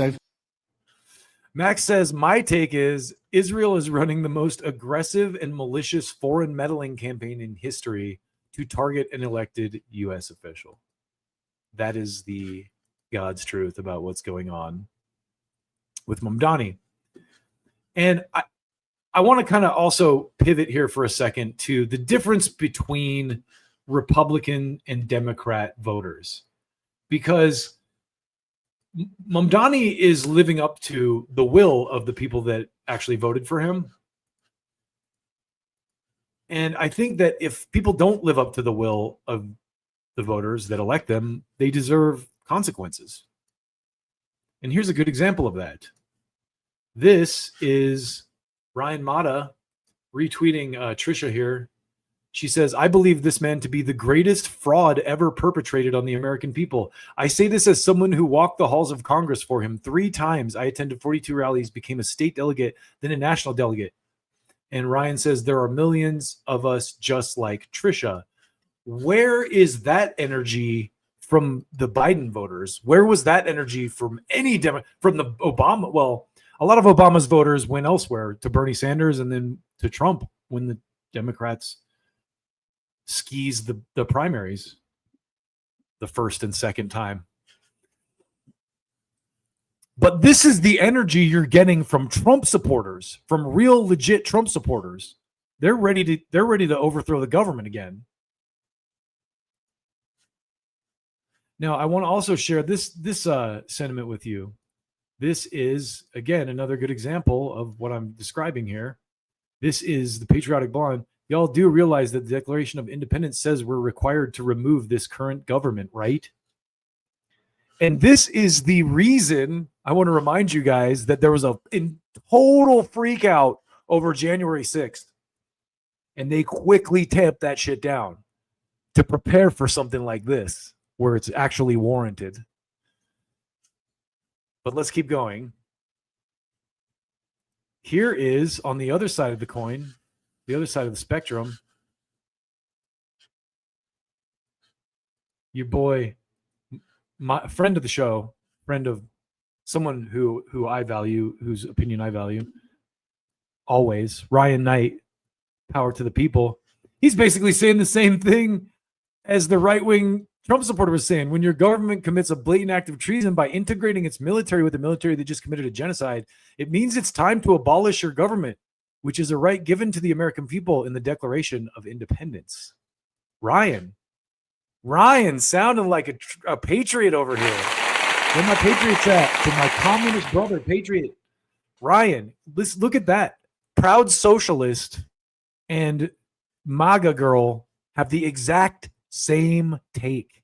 How is that possible? And this is why we're fighting over stupid shit. But that's the Trump voter energy and the left, and the real left energy versus the Democrat energy. Like, what are Democrats in Congress doing to stop the Iran war? Well, we really gotta get the terrorists, you guys. Cha-ching. Like, that's the Democrats' opposition. And the Democrats are such scum that we're going to continue right into our next piece here about the ICC. Now, I'm gonna load up my pipe here, citizens, and I'm gonna cut a little promo. What my poppy was a wrestler in the wrestling industry. Call this a promo. You cut a promo. Say some shit. You talk some shit. You cut a promo. You're like, Hulk Hogan, I'm going to get you. I'm gonna bring the rage down. I'm gonna bring the wave down on your head. Oh, that's cutting a promo. Just for the uneducated, for the uninitiated. I'm not even a wrestling fan, but I grew up. My father was a wrestler, so I have some experience in that world with words like jabroni and kayfabe and cutting promos. So we just went over how fake and awful the Democrats are. And I've been talking a lot about Graham Plattner lately. And it's not even because I want to talk about Graham Plattner or I have any special. I will say this. I do kind of relate to Graham Plattner a little bit because he's a white, angry dude who's my age, probably divorced, probably has a bunch of mental issues. I don't have a bunch of mental issues, but you know what I mean? But also has kind of a storied sexual background where, no one's going to accuse me of grape. But I've been with enough women that I bet if I got into politics, someone could find something they could spin into it. So I think that's one of the reasons I kind of do relate to the guy a little bit. But also, he's a leftist being accused of being a Nazi and being a sex criminal and all this stuff. So, but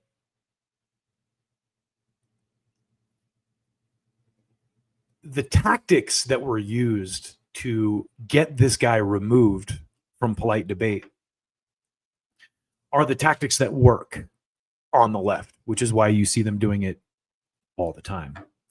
And this is another good example of what I'm going to start calling a Plattnering. Maybe we verb it up and throw it in the Urban Dictionary. I don't know if we need to do that or not, but this is the head of the ICC who recently put out an arrest warrant for war crimes for the prime minister of our greatest ally. And what's really funny is the double standard, of course, when it comes to these declarations by the International Criminal Court, because of course, when they put out an arrest warrant for Putin, it's totally legit. And when you read into that story, it's totally not. Putin actually removed Ukrainian children from a war zone. He didn't kidnap them illegally or anything like they tried to paint it. In this case, though,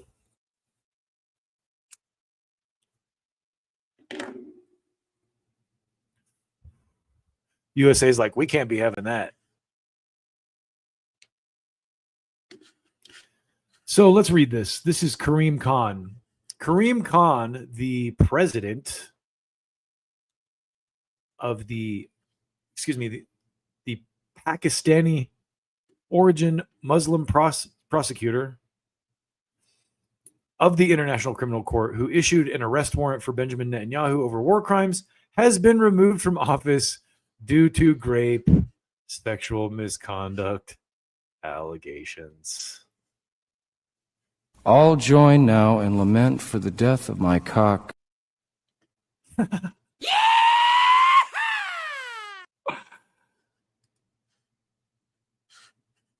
I had to wonder out loud if the same self-righteous, moral, high ground having lefties who were so upset about the clearly spun up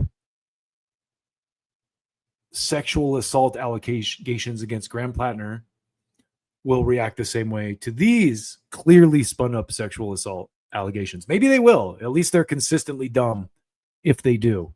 But the only reason I even brought this up is to show you that this is a tactic that gets used constantly, and it's a very effective one with you guys. What's up? What gives? Why do you guys keep falling for this stuff, my friends on the left? Come on. As I said before, that's one of the things, I think the things that is most endearing to me about a guy like Donald Trump is that he doesn't care what you think. Oh, you think I'm a rapist? Whatever, prove it in court. In that case, I think they did. Did they? I mean, they did. Like, they did convict him on some, because I remember the Democrats going, conviction. Even then, very suspicious circumstances. You know, let's say it's true. At this point, I think a lot of the Republicans who I just showed you, who now hate Trump, would probably be on board with anything to get him out of office. So now the Democrats have allies, I think, in the people that they once scolded and looked down and talked down to. So I hope you would hope that they would kind of take advantage of this, but no, they won't. But I wanted to show you one more piece of evidence here, or not necessarily evidence, alleged information about this whole case with your boy Kareem Khan of the ICC here. These totally legitimate accusations, of course, of sexual assault that were leveled against him, and definitely not a behind the scenes orchestration machinations of a certain cabal of people that will get you removed from your job if you don't go along with their little scheme, allegedly.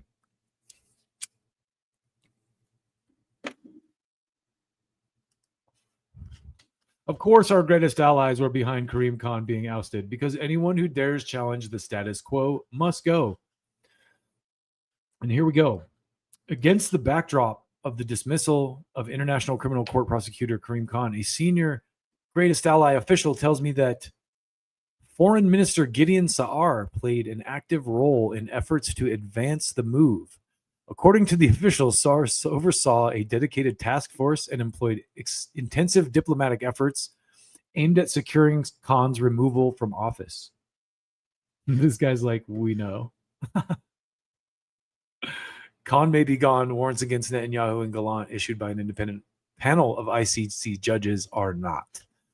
Well, guess what? With a threat like that hanging over your head of losing your job and being defamed as a sex criminal, how are you going to respond? You know what I mean? And I think it's getting harder and harder, obviously, for people to get around the reality of these kind of accusations and where they come from. Looking at you, lefties, who went along with the Graham Plattner thing. You dumb people, you. But we got another couple of quick stories to wrap up today's batch for you. And I want to start with this one. Kind of came out of left field for me, because the popular belief now is that USAID has been dismantled. And I've always argued that now that Rubio is kind of holding the reins of that agency, they're going to rebrand it and just divert the money to other things like, you know, covering up the assassination of a popular conservative talk show host who toured the country debating people at college campuses. You know, just an example, just an off-the-cuff example there.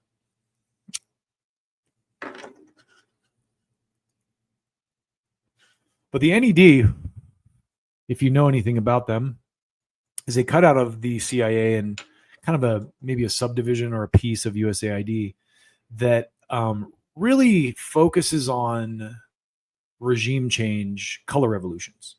So really kind of like propaganda wars to get, you know, insurgents or people to overthrow governments within their own countries. If you watch this show, you know that already. So I wanted to jump on this tweet that your boy Brian Berletic had shared recently. And Brian, he's not everyone's favorite commentator, but I think it's because he rubs a lot of people the wrong way with his kind of commitment to reality and not stroking a narrative. I think he kind of comes straight up from off the cuff, and a lot of people don't like that, how honest he is. But he says the USNED has only grown since Trump's fake defunding stunt. Not only did the Trump administration not defund or dismantle the U.S. National Endowment for Democracy, or USAID, it has dumped more money into both while simply hiding both better from what had been growing public awareness. The NED has published its 2025 annual report here, and he's got a link to it, meaning it continued undermining nations worldwide and advancing regime change in targeted nations after Trump claimed to defund and dismantle it. The NED under Trump has continued to spread money to consolidate control over U.S. captured nations like Syria, while quietly flooding money into so-called independent media. This right here is why you see people like Laura Loomer and Tim Pool suddenly going like, oh, I guess Ukraine's awesome. What was I thinking? You know, I really love Ukraine now. They rule. As warned, the Trump administration not only wasn't going to stop the course of U.S. continuity of agenda, it has only accelerated it while deliberately lying, claiming, and posing to do the opposite. Among the U.S.-backed protests mentioned include the verification of U.S. involvement in Nepal, Bangladesh, and Sri Lanka, all surrounding India for obvious reasons. Thailand was also mentioned as targeted ahead of elections. Thankfully, it did not go Washington's way so far. So that is Mr. Berletic explaining to you that the whole we're going to defund the National Endowment for Democracy thing was a total fraud, like everything Trump is doing. Yeah, we here now, stupid. But let's keep going. I want to show you, in correlation with this, how incredibly fake and terrible the media is, or what's left of the lamestream media. Sarah A Palin, lot take of it away. those in the lamestream cares what an irrelevant lamestream media is going to say about you. I love how slow she talks, don't you? It's very, very slow alliteration there for her followers. Corporate media. Trump is a fascist, white supremacist Hitler, and I can't believe he ruined our special night with a series of distasteful and mean-spirited jokes at our... The media personalities pretend on TV to hate Trump as a fascist, racist, new Hitler, but they eagerly put on their finery to go to the White House to Google with him and his closest aides. It's all theater. They're far more incestuous than adversarial. Speaking of professional wrestling, you guys, this is Kristen Welker of Meet the Press chatting it up with her boy Stephen Miller, the bald-headed racist prick that works for the Trump administration. And honestly, I don't like to call anyone a racist, but that guy is such a little cunt. I do not like that guy at all. He's such a little bitch. His wife is actually kind of pretty, though, unfortunately. Maybe I have a type, but back to the wrestling talk. Kayfabe. It's all scripted theater. There is no real division between left and right in American politics. And that is why you see the David Pacmans and all these people coming out to try and stack the Democratic Party so that status quo continues. My favorite Joe Biden campaign slogan was, "Nothing will fundamentally change if I'm elected." That should be the Democrats' like perpetual party slogan. Nothing will fundamentally change if we're elected, because that's what they do. But I want to close this out by showing you what these assholes are hiding from you, because this should be a massive story if it's real. And forgive me if it's AI. If it's AI, though, at this point, it would have been community noted. So I'm going to assume that this is... Nope. It does say update. Footage turned out to be partially AI generated based on real footage from release months. Okay. So we won't go to that because it's fake. I do love that about Twitter, though. I love the community notes. I love the community effort because people can chime in and say, hey, this ain't real. This ain't legit. So we're going to close out today with our final story. Already been going we'll try to keep this at 10 minutes, but this is a story of optimism, people. And I want to start by talking about Anna Kasparian of the Young Turks, because Anna Kasparian is a person who has had kind of a good character arc, if you will, right? And I'm blocked by her because back during the Force the Vote era, when Young Turks were clearly tools of the Democratic Party, we had some disagreements and I called her out on those. So I was blocked around that time.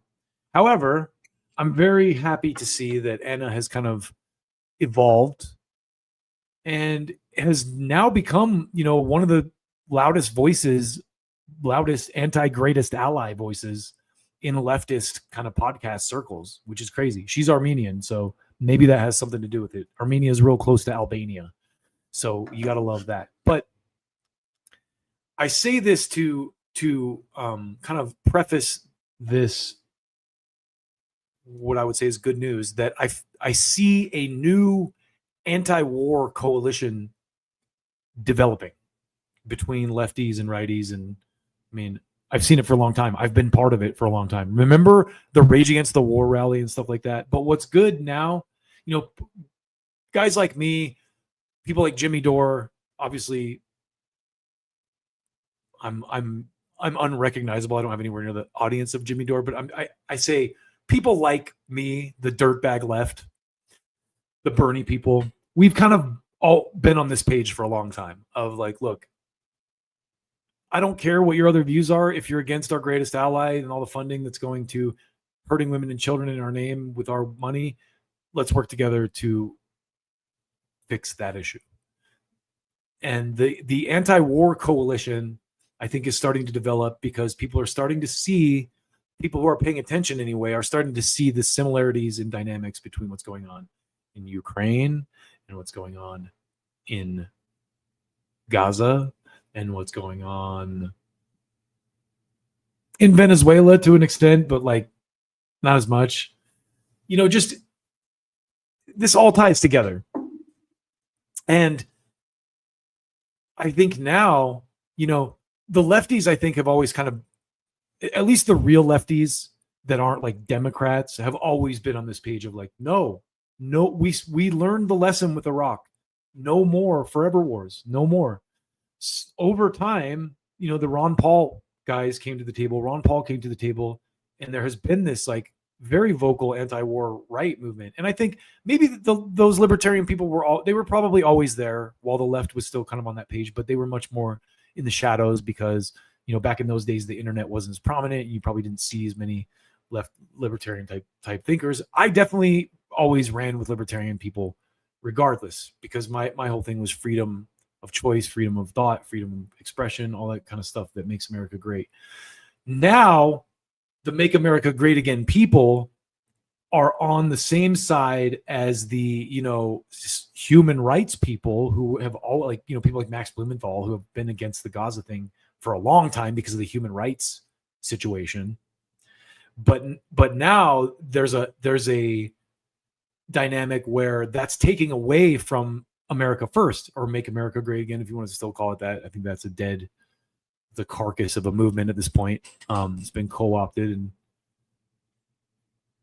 taken over by the parasites of the GOP, the neocon parasites of the GOP. But now you see this kind of aligning of these views, and people are mature enough to go, hey, look, we might not agree on XYZ, but I'm going to work with you and respect you as a human being at least, and not, dehumanize you or call you a racist. I'm going to work with you on this issue to get something done. And to start this off, I just want to show you this. This is a tweet from my brother, Nick Cruz, at Revolutionary Blackout Network, one of the best accounts on Twitter, absolutely. Pentagon can't account for $21 trillion. That's not a typo.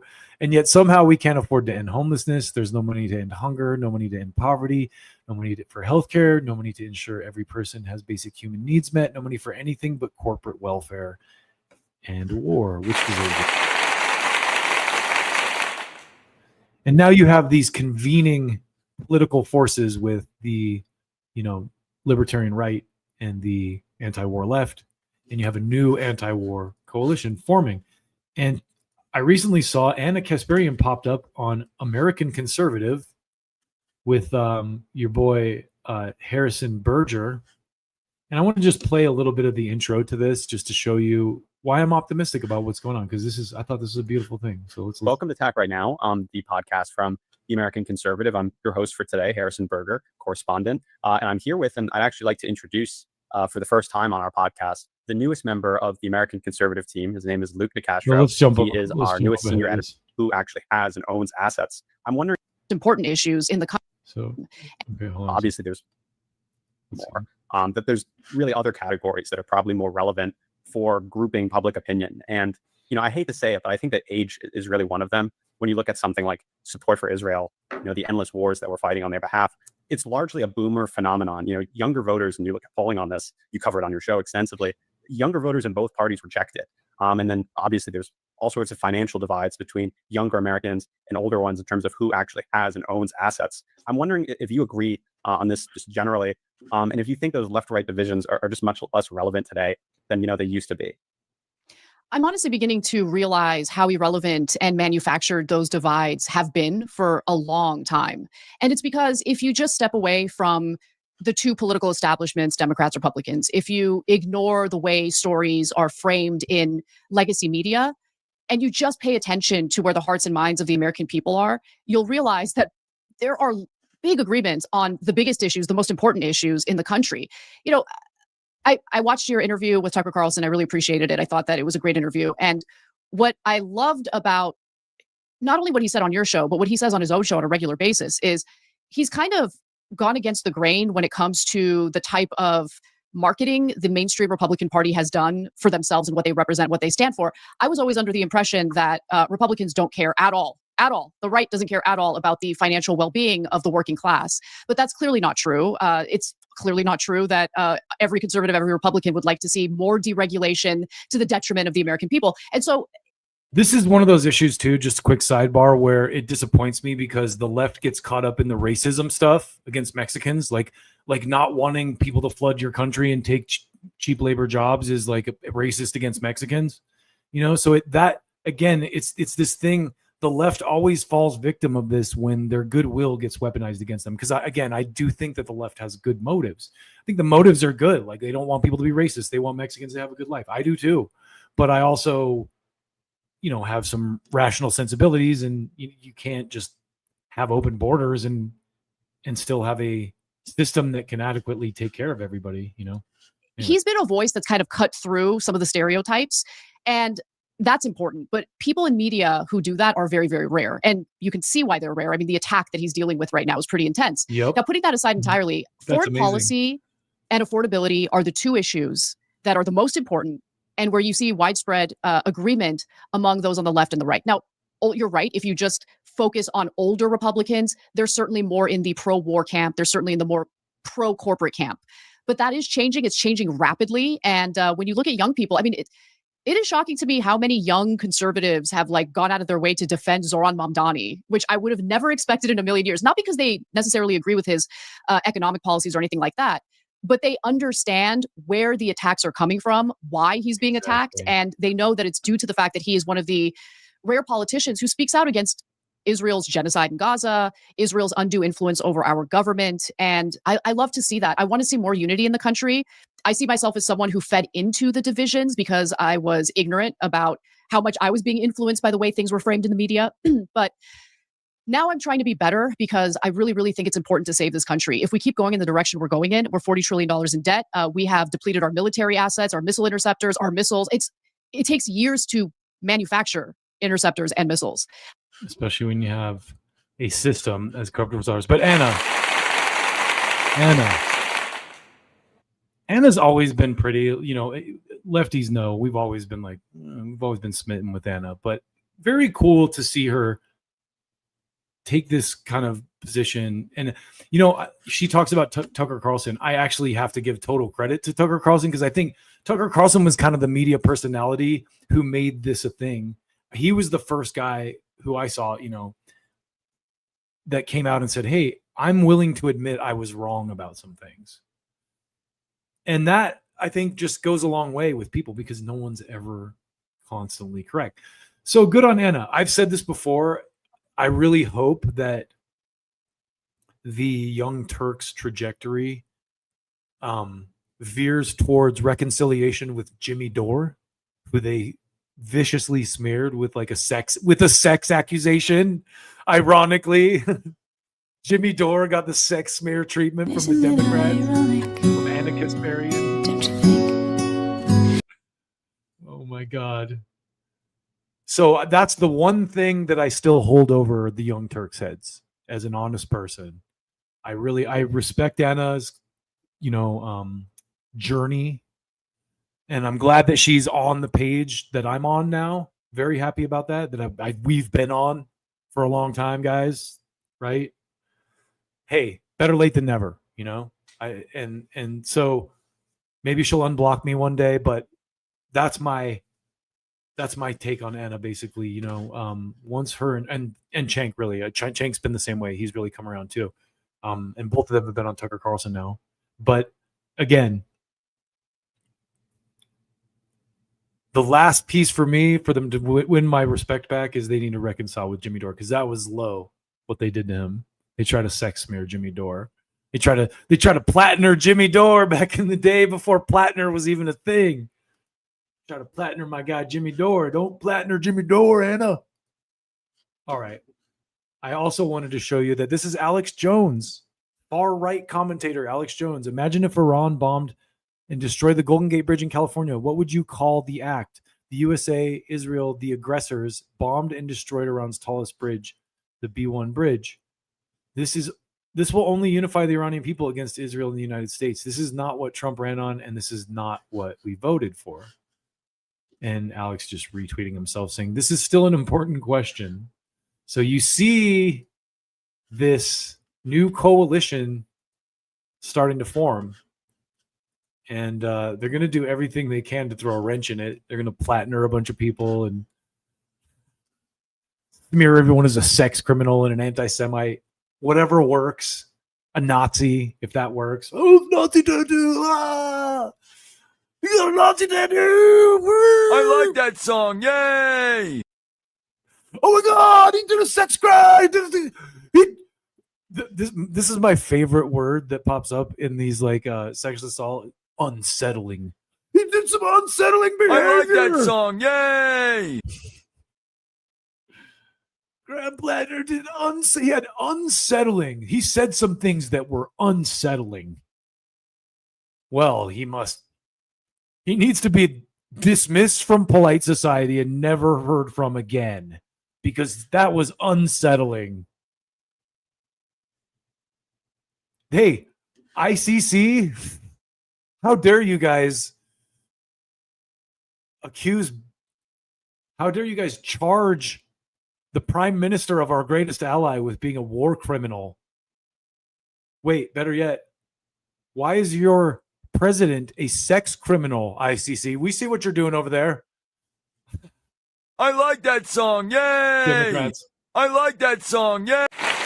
Did you say sex crimes? Did you say someone did the sex in a way that we don't like? Well, we don't really need any kind of a trial. An indictment works. Indictments are all we need. This is the Russiagate mentality, really. And I think I want to close out on this point, that it's like, you cannot let indictments rule your view of reality, because indictments are not convictions. People don't understand how the legal system works, but the media, it's so funny, because I grew up listening to Pantera, right? They have that song War Nerve.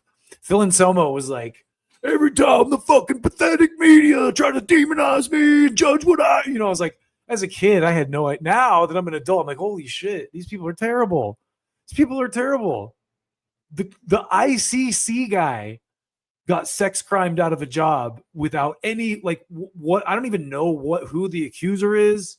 I should probably read up on the story, but I can guarantee you that's unsettling behavior. He did something unsettling. One night he touched a woman's shoulder where her bra strap was. That's unsettling. There'll be some stuff like that. One night he said, "Have a good night, sweet dreams," to a woman as she was leaving the office.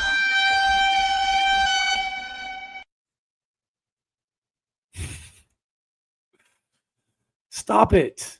Stop it, lefties. Stop punching yourselves in the dick, even if you don't have a dick, or the vagina, or the blank space, or whatever. Stop punching yourselves. Why? This is why we can't have nice things. This is why I like the Grand Planners. This is why I like the Mamdanis. They have the courage of their convictions. They're a little rugged. You need a little bit of that, lefties. We need a little bit of that. We need a little bit of that energy. We need a little bit of that. I don't give a fuck what you think. I'm getting healthcare energy, guys. Okay? Can we get that? Get a little. I need some healthcare energy. I'm going to take y'all out today with my Ben Shapiro wet ass pussy parody, since Ben Shapiro has been in the news again, and this is just a golden piece of content. And I really love y'all. Thank you for listening to me on my soapbox today. And every week we will be back again, same channel, same time, next Sunday. But in the meantime, check out my clips for me. Like and subscribe, all that stuff. We at 750, but every subscriber is hard fought. Like I'm parkouring up a mountain with chisels, like just gonna get up. So I have nothing but love and gratitude for all of you. And also, engage. I love responding to comments. If I say a lot of dumb shit, sometimes I get stuff wrong. I'm trying to be better. So if you catch me in something, I'm happy to engage with you and correct me. Like I said, how did I do on this cussing today? I probably, once I get going, I don't censor myself well enough. It's not even censoring myself either. It's kind of like I do want to I'll use the term tighten. I want to tighten the way I speak. When I listen to myself, you start to hear your inconsistencies as you edit your own voice and have to listen to yourself.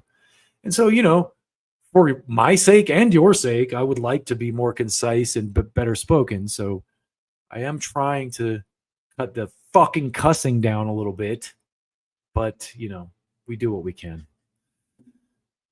Hope you all are having a great summer. Hope the world is still around when we reconvene next week. And like and subscribe, y'all. There's some whores in this house. There's some whores in this house.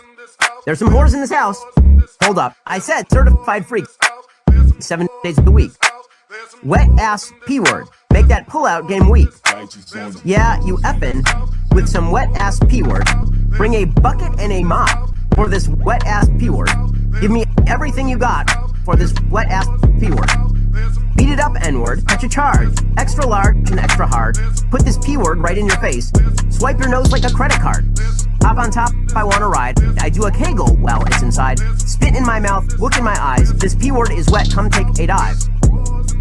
And it gets significantly more vulgar. Like a lot more vulgar. Talk your S-word, bite your lip, ask for a call while you ride that D-word. This is, guys, this is what feminists fought for. You really ain't never gonna F him for a thing. He already made his mind up before he came. Now get your boots and your coat for this wet-ass P-word. Pay my tuition just to kiss me on this wet-ass P-word. Right, so P-word is female genitalia. This is what the feminist movement was all about. It's not. It's not really about women being treated as independent, full, rounded human beings. It's about wet ass P-word.